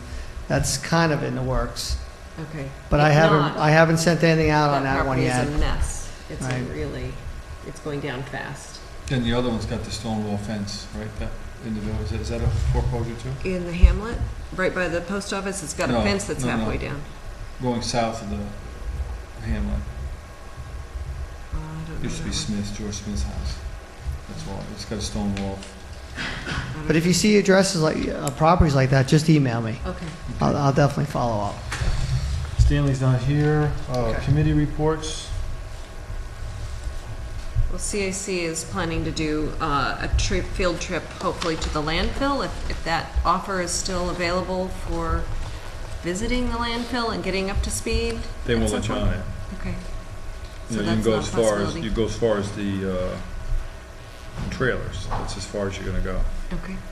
So we'll wait until we have a better window. I'll ask them if you can do it, but I know I can't, I've never been allowed to, that's as far as I'm Oh, allowed I to go. thought that there were options to have the town board take a I'll look at ask. it. Okay. What is this for? CAC, we'd be looking at educational opportunities and how, for signage and trail improvements. Okay. And then we'll also be going down to look at some of the wetlands down in Dover Plains on private property that we just get a sense, help fill out our natural resource inventory. Okay. Did you meet with Christine Ford on rec? I did not meet with her, but we have yet to do that this weekend For- to get some information to Yeah, the press. I think, people are asking what activities, where they are, when they're going to be, and I think more information needs to be on the website, so. I think they're working on it, I know they're working Oh, on it. they are? Yeah, it's Okay, a that's work what in I wondered. progress. Yeah, I knew you were talking about meeting with her. Yeah. I know Mary was putting stuff on yesterday, the day before, for Okay. the rec, And Karen was also, they're working on it upstairs. Vicki, for the CAC, the signage in the landfill, in places where I've lived previously, they had natural markers out in the area, like a particular type of stone or configuration that blended in without being a sign with verbiage on it. And then you would get a cross-reference as you entered into the space. So that way, as you're going through it, it doesn't mar the natural beauty of the place. And I think that may be something that they could look into. Yeah. That would present it better. For interpretive information. Yeah. Yeah. And I think there's these iPodcasts that you can do also that are, virtually, Geolocated, just like a little, like a little mile marker or something where you can tune in and listen to what has happened here, whatever you're trying to use for educational purposes. Yeah, you frame the picture, you frame with the camera what you're looking at and match it exactly and press play, and it looks really well. Yeah.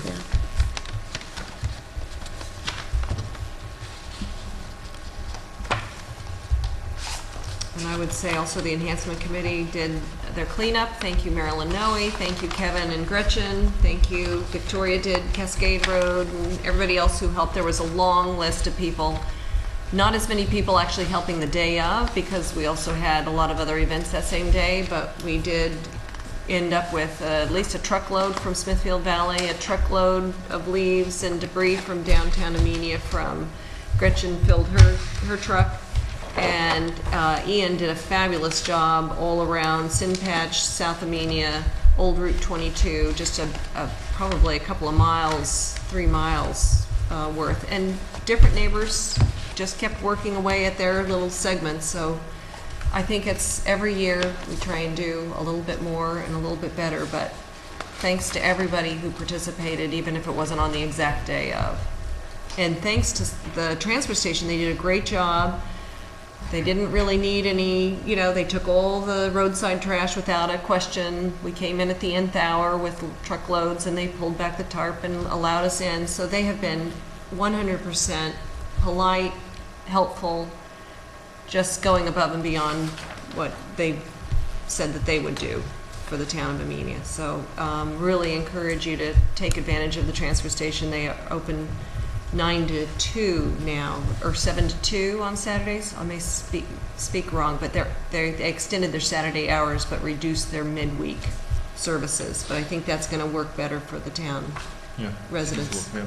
The only problem with that, I've had some complaints, people commented on that, is that according to their contract, that the dates and times of operation shall not be changed without express prior approval of the town.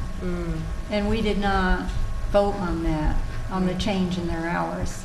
Right. They were supposed to make a proposal to us, so I met with them. They talked about it, but... We talked about it. Yeah, it came before the board, but we didn't vote on it. They talked about changing the hours, reducing the hours. But before they reduced the hours, we should have voted. This is on the transfer station. Well, just You would have to change their contract, right? I thought they were supposed to get back I don't know to that you need to change the contract. I spoke to Jim Constantino. He was going to try to contact you directly. He did. And I told him that, the board talked about it. We had no problem changing the dates or the times. He was supposed to get in touch with you, whatever's got to be done, work it out. Yeah, we needed to vote on it. so this is, you just need to make a motion to approve it. I can't remember what he was asking to reduce them to. I think it was Friday, still on the weekends. I think Tuesday, And Wednesday. Friday, it was Tuesday and Wednesday they were going to cut out, Right, or, they were gonna cut them out. I think that's, But I'll call him and get the exact time. yeah, But he was supposed to call you, okay. so. And I believe the old hours are still on Channel 22. So that's some of the complaint I had, is that, the changes were made and, without adequate communication to the people who are using the transfer station. Right. Well, they have a very Well, they large shouldn't have changed piece the of hours paper. until- Yeah. They handed out on their own a couple of Saturdays ago. I guess at the cleanup day, they handed out a piece of paper to the people who were using it. And probably those who didn't use it that day didn't get the new hours that were being changed. Isn't there a signage? There's Mhm. signage There's says sign what out the there, hours too. are. Yeah. I didn't notice what they were.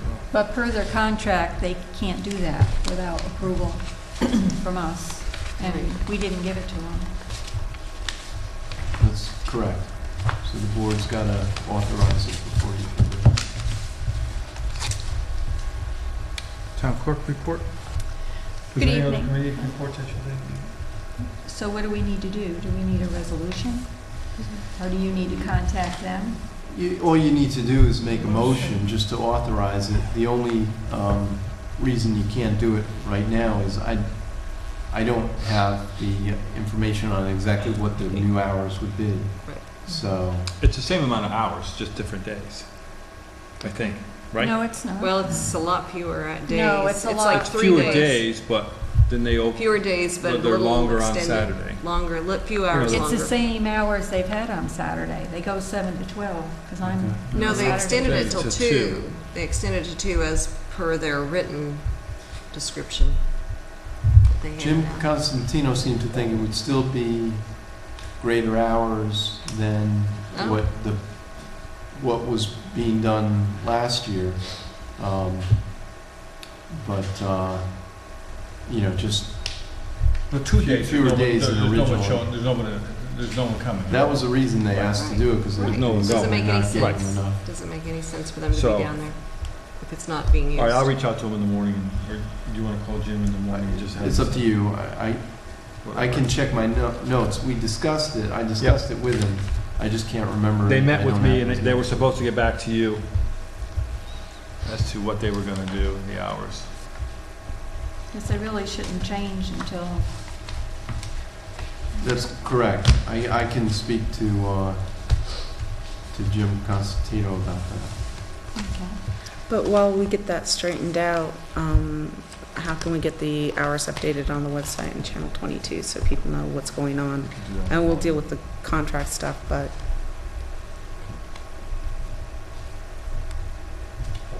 I can get the hours to Mike to change Channel 22, and Mary can update the website now? Sure. Okay, great. So I'll get those hours to those 2 people. Town clerk's report? Good evening. Thus far, the town clerk's office has collected 91% of our taxes.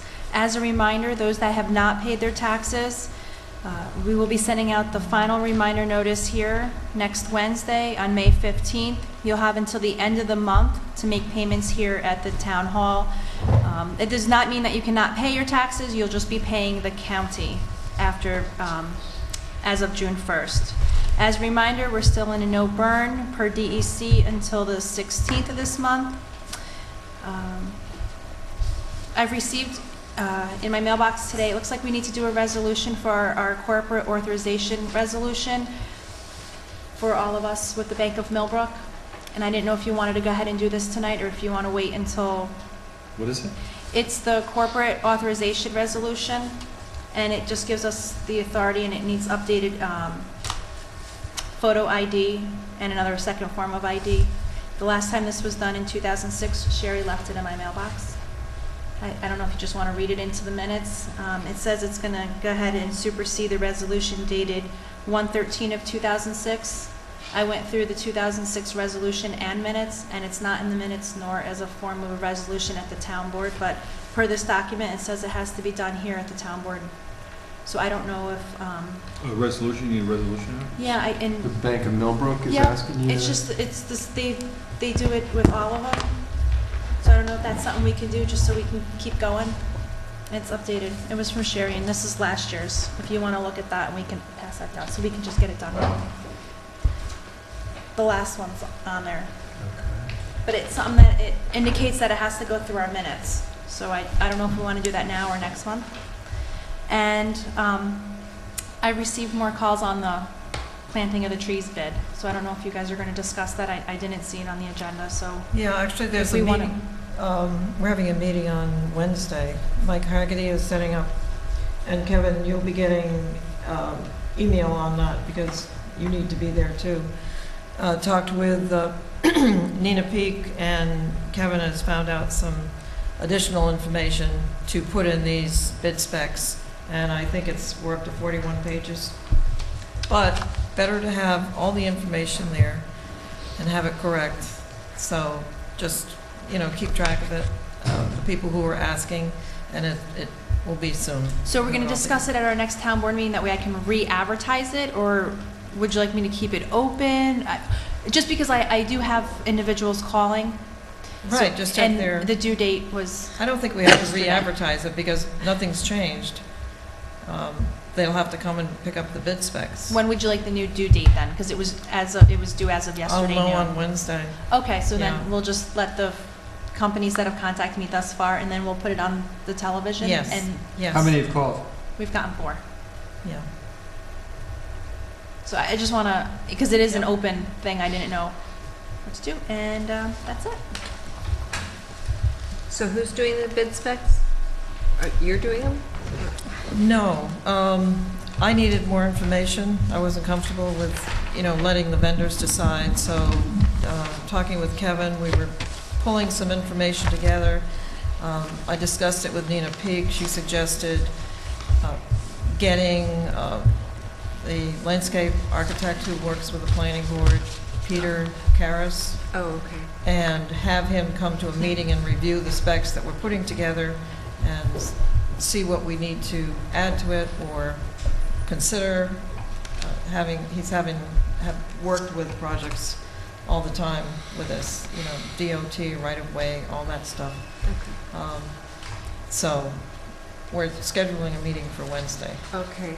I was thinking, we do have Leo's plans that he had Yes, done. and Leo's in the loop here, Have you too. got that too? Okay. Only because, if Peter was telling me we should have a comprehensive plan for everything that we want. I mean, we're up to, 32 trees, and Right. the grant may not cover that, so it would be helpful if Leo and Ken were willing to participate in it and make it a more complete plan, or if not, if we had a plan that was approved by DOT and all the other parties who are in the contract, that we can plant the trees as money becomes available, if we can't do it all at once, at this time around. Yeah. Okay. Lucas, other matters, discussions, I guess, we're done. Other matters. We have a volunteer application from John Metcalf from 3945 Route 22 from Wassaic for the opening of the zoning board of appeals, which we need. So I would like to make a motion, we appoint John Metcalf to the zoning board of appeals. I second. That'll fill that seat. Councilwoman Prody? Yes. Councilwoman Reamer? Yes. Councilwoman Doyle? Yes. Councilwoman Hitzelberger? Yes. And Supervisor Flagg? Yes. The Amenia Fire Department, resolution Number 26. 26. Resolution number 26 of 2013, Amenia Fire Company's first annual 5K run. Whereas the Amenia Fire Company has scheduled its first annual Fireman's 5K race for May 26, 2013, whereas the Amenia Fire Company has requested that the town board grant authority to the fire company to close Mechanic Street, Mygat Road, Sheffield Road, Depot Hill, Railroad Avenue, Depot Hill, and Old Route 22, and any additional appropriate town roads for the duration of the 5K race on May 26, 2013. And how long is that going to run though? How long is that going to take? It's 10 or 15 minutes. Okay. Like and that's, the gentlemen from the rest of the committee were here, and they wanted just to explain to you guys, we're going to leave the firehouse. Those that run can do the entire race in less than 15 minutes. Those that are walking will need a little bit more time. Okay. and then, so they're just gonna do a quick proceed down and around. Whereas the Amenia Fire Company has requested that the town board authorize the hiring of the constables needed for the 5K race, and now therefore it be resolved that the town of Amenia hereby grants authority to the fire company for the appropriate road closures in addition to authorizing the hiring of constables as needed for the 5K race. Be it resolved that this resolution shall become effective immediately. I'll make that motion to accept this. A second? And Stanley saw this and he signed off on it. Councilman Prodi? Yes. Councilman Reamer? Yes. Councilwoman Doyle? Yes. Councilwoman Hitzelberger? Yes. And Supervisor Flood? Yes. Resolution number 27. Whereas the town of Amenia has adopted local law number 3 of 27 of 2007 establishing the powers and duties of town councils, and whereas section 10.7 of the law will authorize the town board to adopt a resolution granting special duties to the town constables upon the determination of the assignment of those special duties is appropriate, and that it is consistent with the scope of the town constable's powers and duties as peace officers, and whereas the first annual Amenia Fire Company 5K race is scheduled to be conducted in the town of Amenia on May 26, 2013, and whereas the town board concludes that it will be in the best interest of the town of Amenia and the public health and welfare for the town constable to assist in parking and traffic control for the event, and to generally patrol the grounds and surrounding areas during the event. And now therefore it be resolved that the Amenia Town Board hereby grants the town council special duties enumerated in sections 10-7C, D, E, F, and G of the Town of Amenia Town Code during the Amenia Fire Company 5K event on May 26, 2013, including the period of time prior to and after the event necessary to patrol the area for safety and to assist in controlling and directing the parking and traffic generated by this event. And it is further resolved that the town board hereby authorizes the town council to carry a firearm as authorized by section 10.6 of the Town of Amenia Town Code while performing the special duties identified in this resolution, and the foregoing resolution was voted upon by all councilmen as follows. Councilwoman Doyle? Yes. Councilman Prodi? Yes. Councilman Reamer? Yes. Councilman Hitzelberger? Yes. And Supervisor Flood? Yes. The only other thing I have is I think you were all circulated the New York State Liquor Authority alcohol special permit for the Amenia Music Hall? Amenia Music Hall. They made some changes which were done this afternoon, correct? And the new one was done. Yeah, at least the copy that was sent to me, Pages 3 and 4, correct? yeah, I just noted that there was nothing in the copy that I originally got, there was nothing on security, and assuming that they were going to be using constables, it should be noted in the application, and that the beneficiary of the proceeds in both of those are completed in this. I just need authorization from the town, the board to sign this. I'll make the motion that we authorize Bill to sign the permit. I'll second it.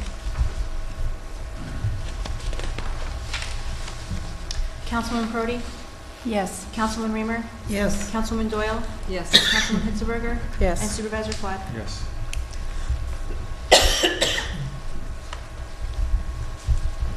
Date today, 15th? Nine. Nine. And I would just recommend that you give a copy of this to your insurance agent. You got it. He did, okay.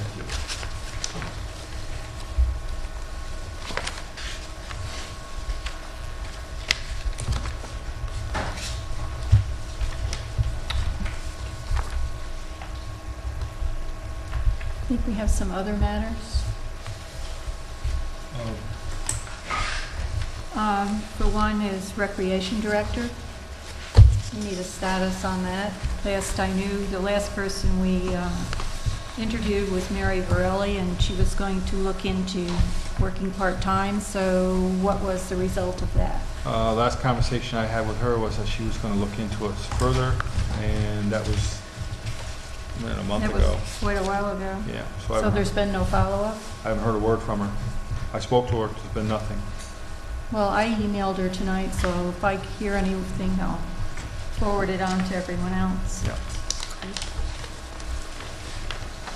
And the other thing is that while during the Republican committee meeting, the committee requested that the town board discuss a resolution calling for repeal of the New York State SAFE Act. And I wondered if we could have some discussion on that. They gave us a sample resolution that says, whereas the town of Amenia deplores the horrible tragedy that occurred in Sandy Hook Elementary School in Newtown, Connecticut, but believes that any legislative response must be reasonably designed to address the true causes of such violent, unlawful, and senseless actions within the limitations of the U.S. and New York State constitutions, and not merely represent, one, an emotional or political response that will not effectively help to prevent similar actions from recurring, and two, an unconstitutional burden on the law-abiding, and whereas the right of the people to keep and bear arms is guaranteed as an individual right under the Second Amendment to the United States Constitution, whereas the lawful ownership and use of firearms is and has been a valued tradition in the town of Amenia, and that the right to bear arms is exercised by many town residents, from which the town derives economic, environmental, recreational, and other benefits, including but not limited to self-defense, hunting, and target shooting. And whereas there was no good reason for urgent necessity to be used as an excuse to bring this legislative bill to vote immediately, and the haste in which the New York State SAFE Act was therefore enacted bypassed the necessary checks and balances normally provided under our Republican form of government, thus depriving our elected representatives of adequate time to consider the proposed legislation or to consult with their constituents about it. And whereas the New York State SAFE Act does not meaningfully increase the public safety or reduce unlawful gun violence, but does unnecessarily burden the law-abiding residents of New York State, now therefore be it resolved that the town of Amenia Town Board does hereby support and call for the repeal of the New York State SAFE Act so that more appropriate legislation to reduce unlawful gun violence may be considered in accordance with proper legislative procedures and constitutional limitations. So I thought it would be a good time for us to have some kind of discussion on whether or not we want to do a resolution recommending the repeal of the New York State SAFE Act, or would you rather table it until next week? I think it was hastily, Cuomo did push this through so quickly. Frankly, I don't know the limits of it, what it encompasses. I would rather spend a little time in getting the right wording in here. I don't know the limits of the background checks that were in the original legislation, so I'd like to think about it and maybe our next meeting come to some conclusion, whether it's this or a recommendation that our state legislators look at it as a bipartisan group to craft something and not just one response pushed through so quickly. That would be my opinion. Yeah, I think they gave it to us because there are several towns that have already done resolutions to repeal it. So, that was just a suggestion. But I just thought we should at least have the discussion. I really don't know that much about it. So, I have, people have the right to own guns. I really don't know what it's about, or I have no idea. Well, it's such a highly charged issue that I feel I have not solicited feedback from residents who we presumably would be representing in our vote.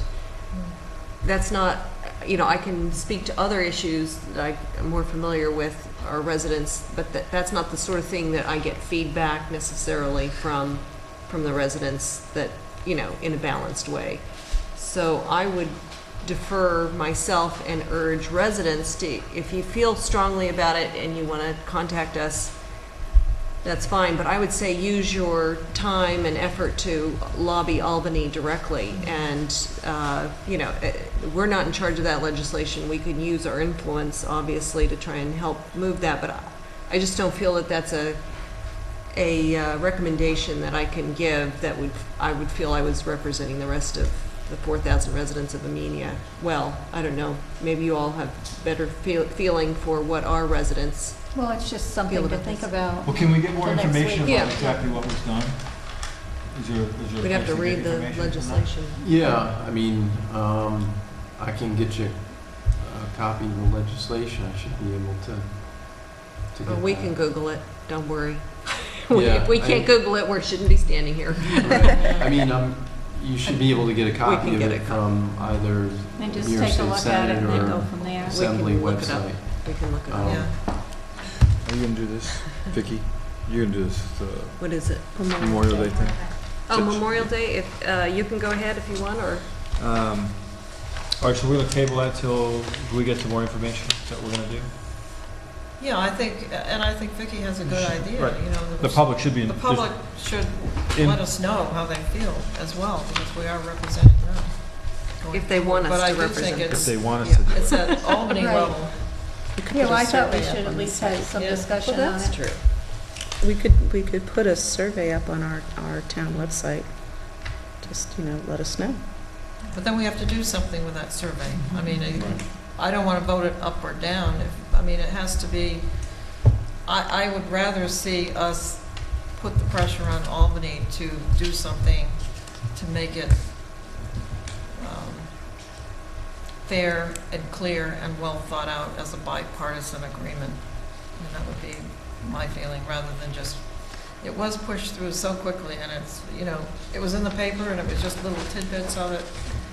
I didn't Well, that's didn't have why- a depth of Yeah, what. that's why a lot of the towns have done resolutions to let Albany know, well, this isn't acceptable, you're just pushing through something like this so quickly. But I'd rather see something in place of it. If you're saying, okay, rescind this, well, what do we have Yeah, to go back to? and what does this if community this is really stand for? rescinded? Yeah. Well, there are existing laws on the books, but, you know, I don't know if there was a good hard looked at exactly what we have before pushing Right, this through, I that's- don't know. I that think would we be my all need to concern. take a look at it. That would be my concern. So I think we. If I could just offer something very quickly about it, because I've been following it closely.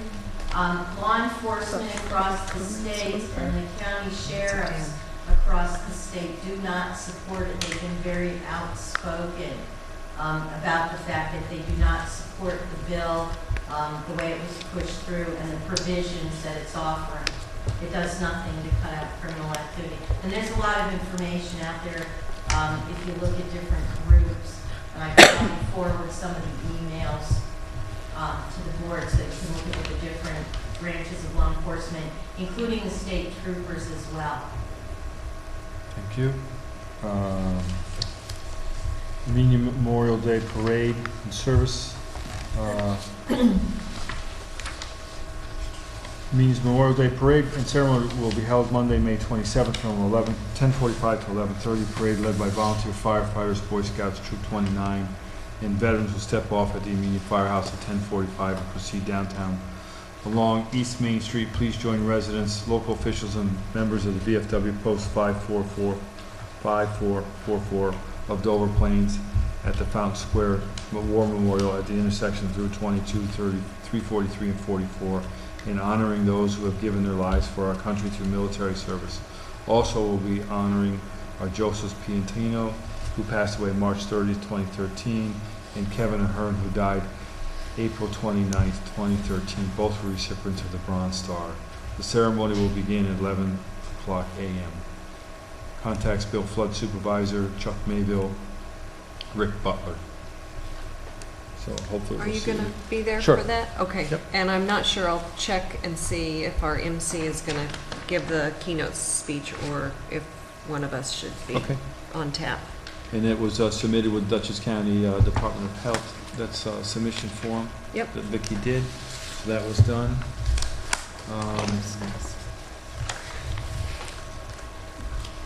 I've included in my report there's a couple of things. Ian is here because of some legal issues that we have to deal with tonight. So with this dog catcher thing, and we'll deal with that in an executive session afterward. That's why he's here tonight. We just want to get it done. To bring you up to speed, there was a meeting on Monday night with the county executive, the mayor and supervisors meeting. The agreement was reached with the two cities of the city of Poughkeepsie and the city of Beacon, who were the largest sales tax providers for the county. But obviously that's changed. Now I think now it's East Fishkill, and Hopewell Junction are the largest collector of sales tax in the county.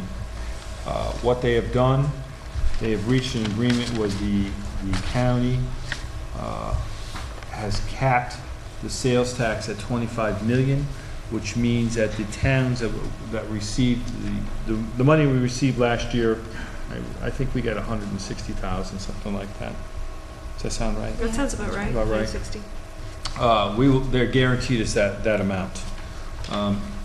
They feel that the sales tax is going to be flat for at least 2 years. If it drops under the 25 million, the county will pick up the difference. If it goes over the 25 million or whatever, I think they collect 141 million in sales tax. If it goes over that, that money will be distributed to the towns on a population basis. So that's what they've done. That's the formula they've come up with. It's a 10-year program, and it brings everybody up to date. I think the villages have to do there's an agreement the villages have to sign within Dutchess County. That goes out next week that they have to sign. Also, at the meeting, and the letters are going to go out next week. The county is going to offer to the local fire departments and fire districts. They're going to be allowed to join the workman's comp consortium with the county, so that they can reduce their workers' comp. The town of Amenia reduced theirs by 72% by joining the co-op with the county. Most towns now at this point are looking into it, and the savings is very significant in what they're going to do. The health department, the health insurance, they're looking into it now, but because of it's going to take a while because of the unions, the different represents the different towns, the unions, and what they have already contracted with the retirees and so on and so forth. It's going to take a year or so to work out. So it's going to be 2014 before they'll be able to make a proposal to the towns as to what we can do and how they're going to offer the health insurance consortium to the towns. They also talked about more shared services, which they are really going to push at this point to move forward, especially with highways, police departments, fire departments. They're going to start really reaching out now to make sure that stuff is done with more. Each town is whatever's going to work out different deals with one another, which the highways do. They want to start making things a little bit more Cost effective. Right. It's a big deal. You bet. They've cut a lot of people from the highway department, the county. They're looking to save more money. They feel the budgets are going to be flat for the next two years minimum. They don't see a big increase in much here at all. So it's a great meeting. We were there for several hours going over this. Molinarro's really done an incredible amount of work there with his staff. I did talk to the town of Dover, and I'll talk to you later about that.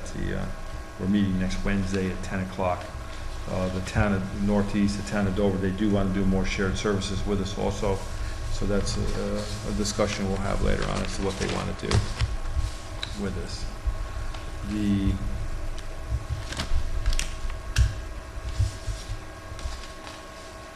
Welcome to Amenia. Arlene, what you requested in her pamphlet, they were finished. Marion, Arlene got this thing done, and Arlene was able to give it to her group in Poughkeepsie. It was delivered, she delivered it the other day. I'm surprised she's not here, but that was done, printed, and delivered by her. Her sign also went up on 22, I don't know if you've seen it. Yes, it's fabulous. Looks great. It does look great. Yeah, kudos to her. And thanks to the Highway Department for installing Yep. it, I believe. It's nicely done. We've also applied for the permits for the signs for the crosswalks, so that'll take a little bit to come in. I know the applications went in last week for the permits to do that. Let me just get to my other notes here.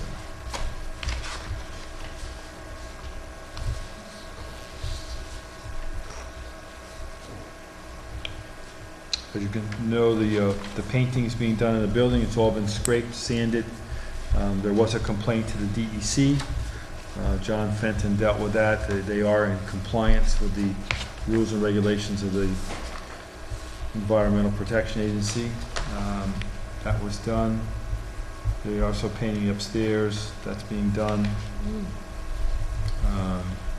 We have received a quote from another company for the geothermal system, which I forwarded to. They're going to make a presentation at the next board meeting just to bring the board up to speed as to what they can do and what the requirements are to get something like this done.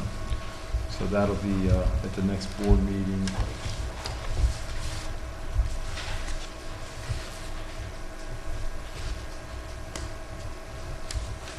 And that's all I've got. I think it's great that we're getting the roof, the Roof flat done. roofs Yep. fixed, the paint and the repairs to the leaks that we've had, I assume are all going to get solved with this final upgrade to the building structure, and the gutters are fixed. The main elements are done. The auditorium is habitable, up to code, correct? Correct. Let me go back to what you said also. I've heard some comments that I'm spending money. Oh, we're spending money. We're spending money. We are. The money that's being spent on the building is from the tri-wall money, that is the remaining money that's been here. So at this point, there's no cost to the taxpayers of the money, the work that's been done here. The painting and stuff has been done by that. The repairs to the roof, all the flat roofs will be fixed. They should be done here shortly. They've been insulated and also pitched away, so everything, the water will flow. I think the main roof over the auditorium, the gym I was on, it is probably 8 to 12 inches of pitch from one end to the other of that roof, so that water will flow off that thing. That should last for a long, long time. They're going to start the 2 flat roofs in the front here, I think, this week.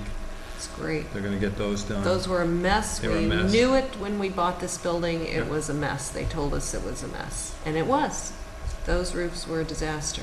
But people are noticing. Terry Gibson mentioned Yep. all Oh, we've done, it's- and a lot of people are. A So. lot of people are enthusiastic. I got a lot of good comments about the music and the activities, the width and breadth of the activities that are occurring here. Somehow it's all just working. I've noticed a very, lot of people very here well. taking pictures. Yes. So I noticed over the weekend, there was 3 or 4 people here in the lawn just taking pictures of the building. Really? Yeah, so it's, have you seen that? I've Yeah, seen I that. was talking to It's one on someone the today who website. was saying that they wanted to take a picture in a different area of the building because they already spent time yesterday getting pictures of this area of the building. And I was just like, puts a smile on your face. Yeah, and I met with Leo Blackman and Leo and Ken over the weekend, and Marcia. They walked around the property, and they're coming up with a plan to do the I sent them landscaping. electronic copies, so Yeah. they have all the plans. They wanted to know where all the windows were, the elevations of the property, and I sent it to Right, we Ed also had Hoxie. Ed Hoxie here from the Farm Home Yeah. Center with, I think it's Brian Skorlick that works with him also to look at the ball field. And they say it can be drained to a certain degree, so they're going to come up with, we forward them the Yeah. topos. They're going to come up with a plan as to what we can do to drain that ball field to make it more usable. They were here for a couple hours last week. But we need a permit from DEC before we can Absolutely. touch it. Right, we know that. We're thinking about a weather vane for the top of the cupola as well, with maybe a music symbol on it. So we'll see.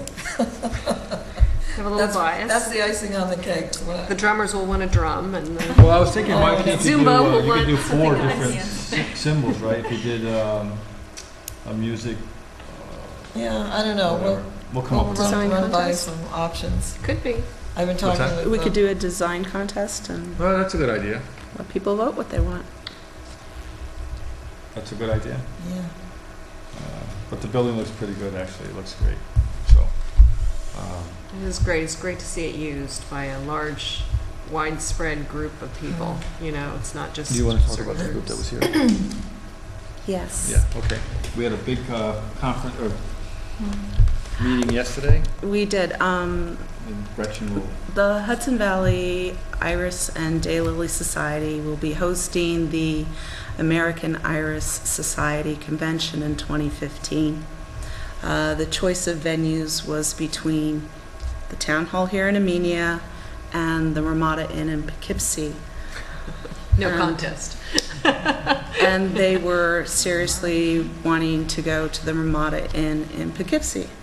So we've invited them here. They came out yesterday. Bill was kind enough to spend a lot of time going through the building, talking about all of the stuff that's going to be here by 2015 and in place. And so they were really impressed, with the auditorium, with the meeting room space, with the kitchen coming in, having the gymnasium so they'd be able to do all of their lectures, their judges trainings, have their dinner, their silent auction.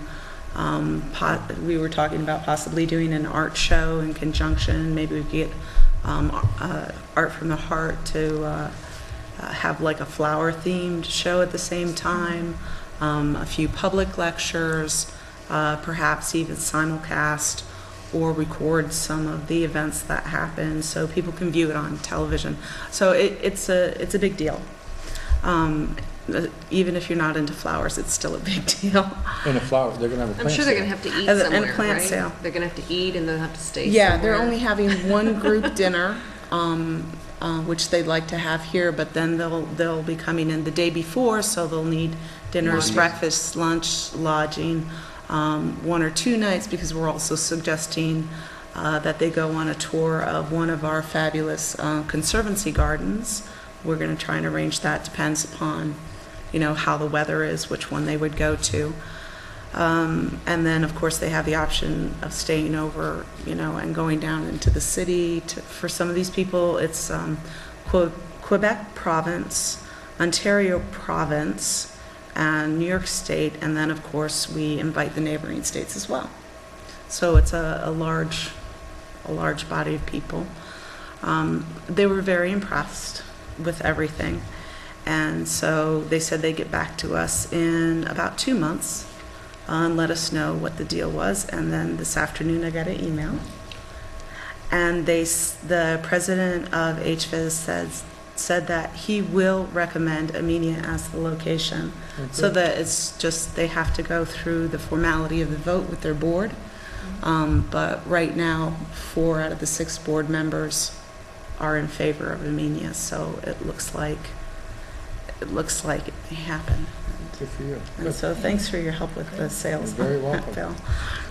Yay. I hate to ask, but is there any fee that they would pay for use of facilities? Or- Yes.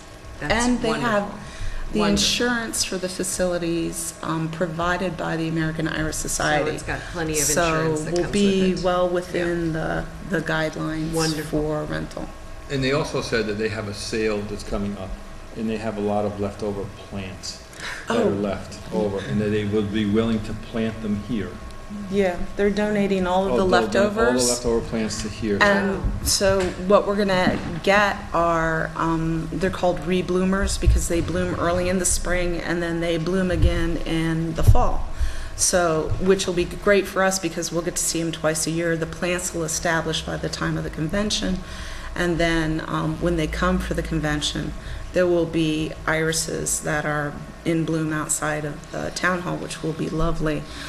The best thing about it, these are collector irises. These aren't just, run down to Kmart and get yourself an iris kind of thing. These are really expensive flowers that we're going to be getting for the town for free. So That's very cool. There's a breakfast for town officials Monday at the Duchess Lane Conservancy, and I just spoke or heard from the DLC, and they would be happy if we would reach out to other communities for other town officials or CAC, or I know Bill's already coming. If you haven't registered, there's still room.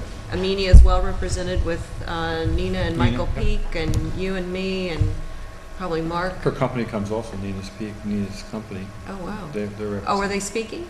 No, Oh, I think they just go.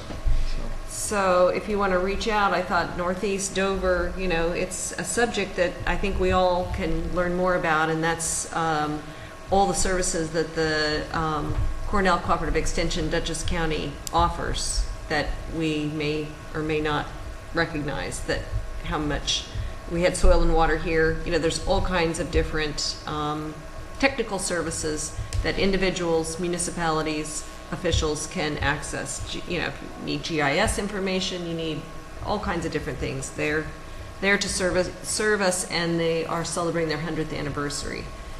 The roast beef dinner at the Amenia Presbyterian Church is Saturday, May 11th, 5 to 7, continuous servings between 5 and 7, $8 for adults, $5 kids. Don't quote me on those prices, but that's what they have been. It's $12 for adults. Is it 12? It's gone up. Yeah. Sorry about that. So $12 adults. Thank you. Give Worth that to every the- penny. Do you have, sorry, if you That's have okay. a real deal. It's been a while, 5 to 7 p.m. Takeouts are available. You can order ahead or call 373-9959 before 4 p.m. on the 11th. And I just thought also there's this Meet the Candidates night at the high school library on May 16th, 7 p.m. And it sounds like an important meeting to go to. They'll go over the budget, and you can hear from the candidates for the school board positions. It sounds like it's Chris Mayville, Amanda Rhodes, Dale Culver, and Bill McGee. And so you can hear them and learn about the school board budget. And then I just passed a sign that says there's a tractor pull on Sunday, May 19th in Wassaic, hosted by the Wassaic firemen. I hope I'm getting that right, but Sunday, May 19th is what the sign said, as I can best recall. It's very fun to go to that tractor pull, by the way. I would like to add the Smithfield Church Ham and Strawberry Supper is June 8th. There are 2 servings this year, and the contact would be Frida Thompson, 373-8454. And Shirley is the other one. the what? Shirley, she's in Dover. Oh, She's the one yeah. who usually calls me. Oh, they have their list. You know, everybody has their task, so. The other thing is, I'll be attending the night of that, the interviews for the school board. I'm going to the Complete Streets. I thought that would be an asset. Yes, that's right. It's 5:30, so I'll be doing that at Cooperative Extension. And I'll be attending that too. Oh, you are? Yeah, but I And think then you can going also, to the- yeah, I Oh, think we can do okay. it all. Okay. I guess, yeah, that's all I have. The 16th, right, it is the same. 7 p.m. I just had a question about, I've been following up on POs and people who have ordered things, and the town clerk is still waiting for her received stamp and her notary stamp and sealer. Is there any reason why she hasn't gotten it yet? She ordered it in January. I talked to her to order it. I told her to order it. So I'll see where it is. All right, just because 2 orders from Staples have since then come in. Okay. Okay, thank you. She was told to order it. Thank you. But it may be, so we'll see. If not, I can order it, just tell me. If she hasn't, then I can order it. If when you talk to her tomorrow, just let me know. I won't see her tomorrow. She'll be here tomorrow. All right. Oh, I was also going to mention, somebody had asked me about ADA accessibility at M&T Bank, and so I asked John Fenton, and it jogged my memory as to why they may not be ADA compliant. And John said, ADA passed a law back in 1990 that did not require all existing buildings to be retrofitted for accessibility. Instead, it relies on planned alterations and barrier removal to improve accessibility in older buildings over time. When a business alters an existing facility in a way that affects usability, the areas being altered must comply with the ADA standards. I am unaware of the bank pulling any permits that cross this threshold. So in other words, if the bank wants to make a major renovation that changes or alters, that affects the usability, that's when they would have to comply with the ADA. As long as they continue operating their business as it has been, you will not see changes. The only part that's accessible is to the ATM, and I'm guessing when they put that ATM in, they said, well, then you have to make it accessible. So that applies to all of our buildings, right? Plus it's a historical building, they won't let It's a historical building, but if they made major alterations to it, they would then have to comply. Right.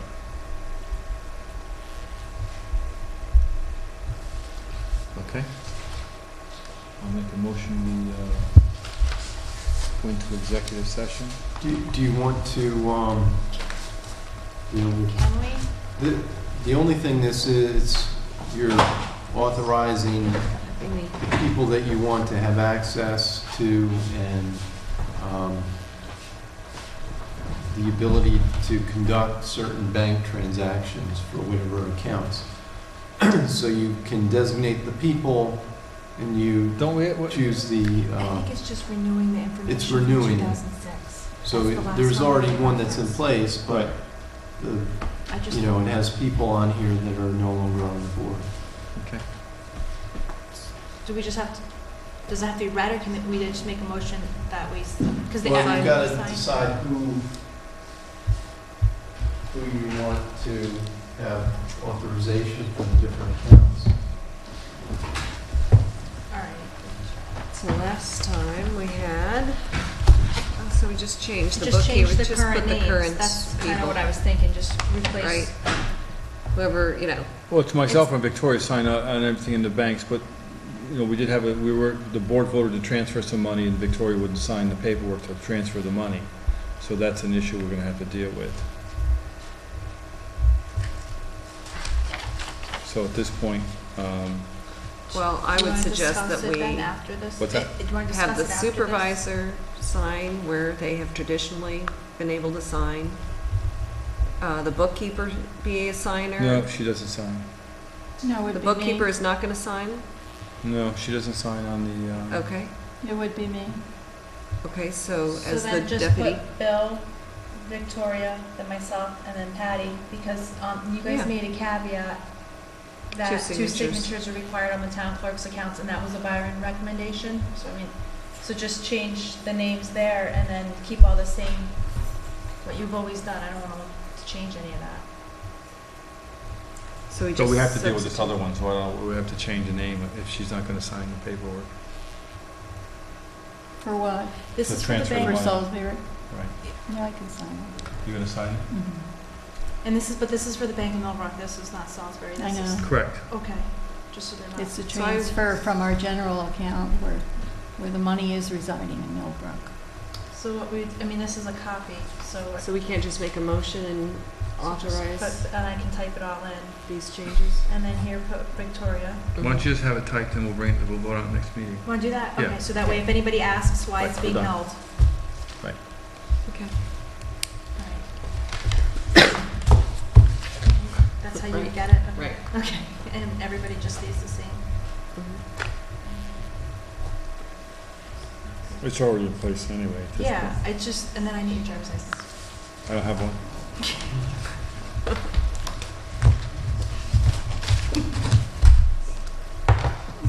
You want it Okay, now? so you made a, No.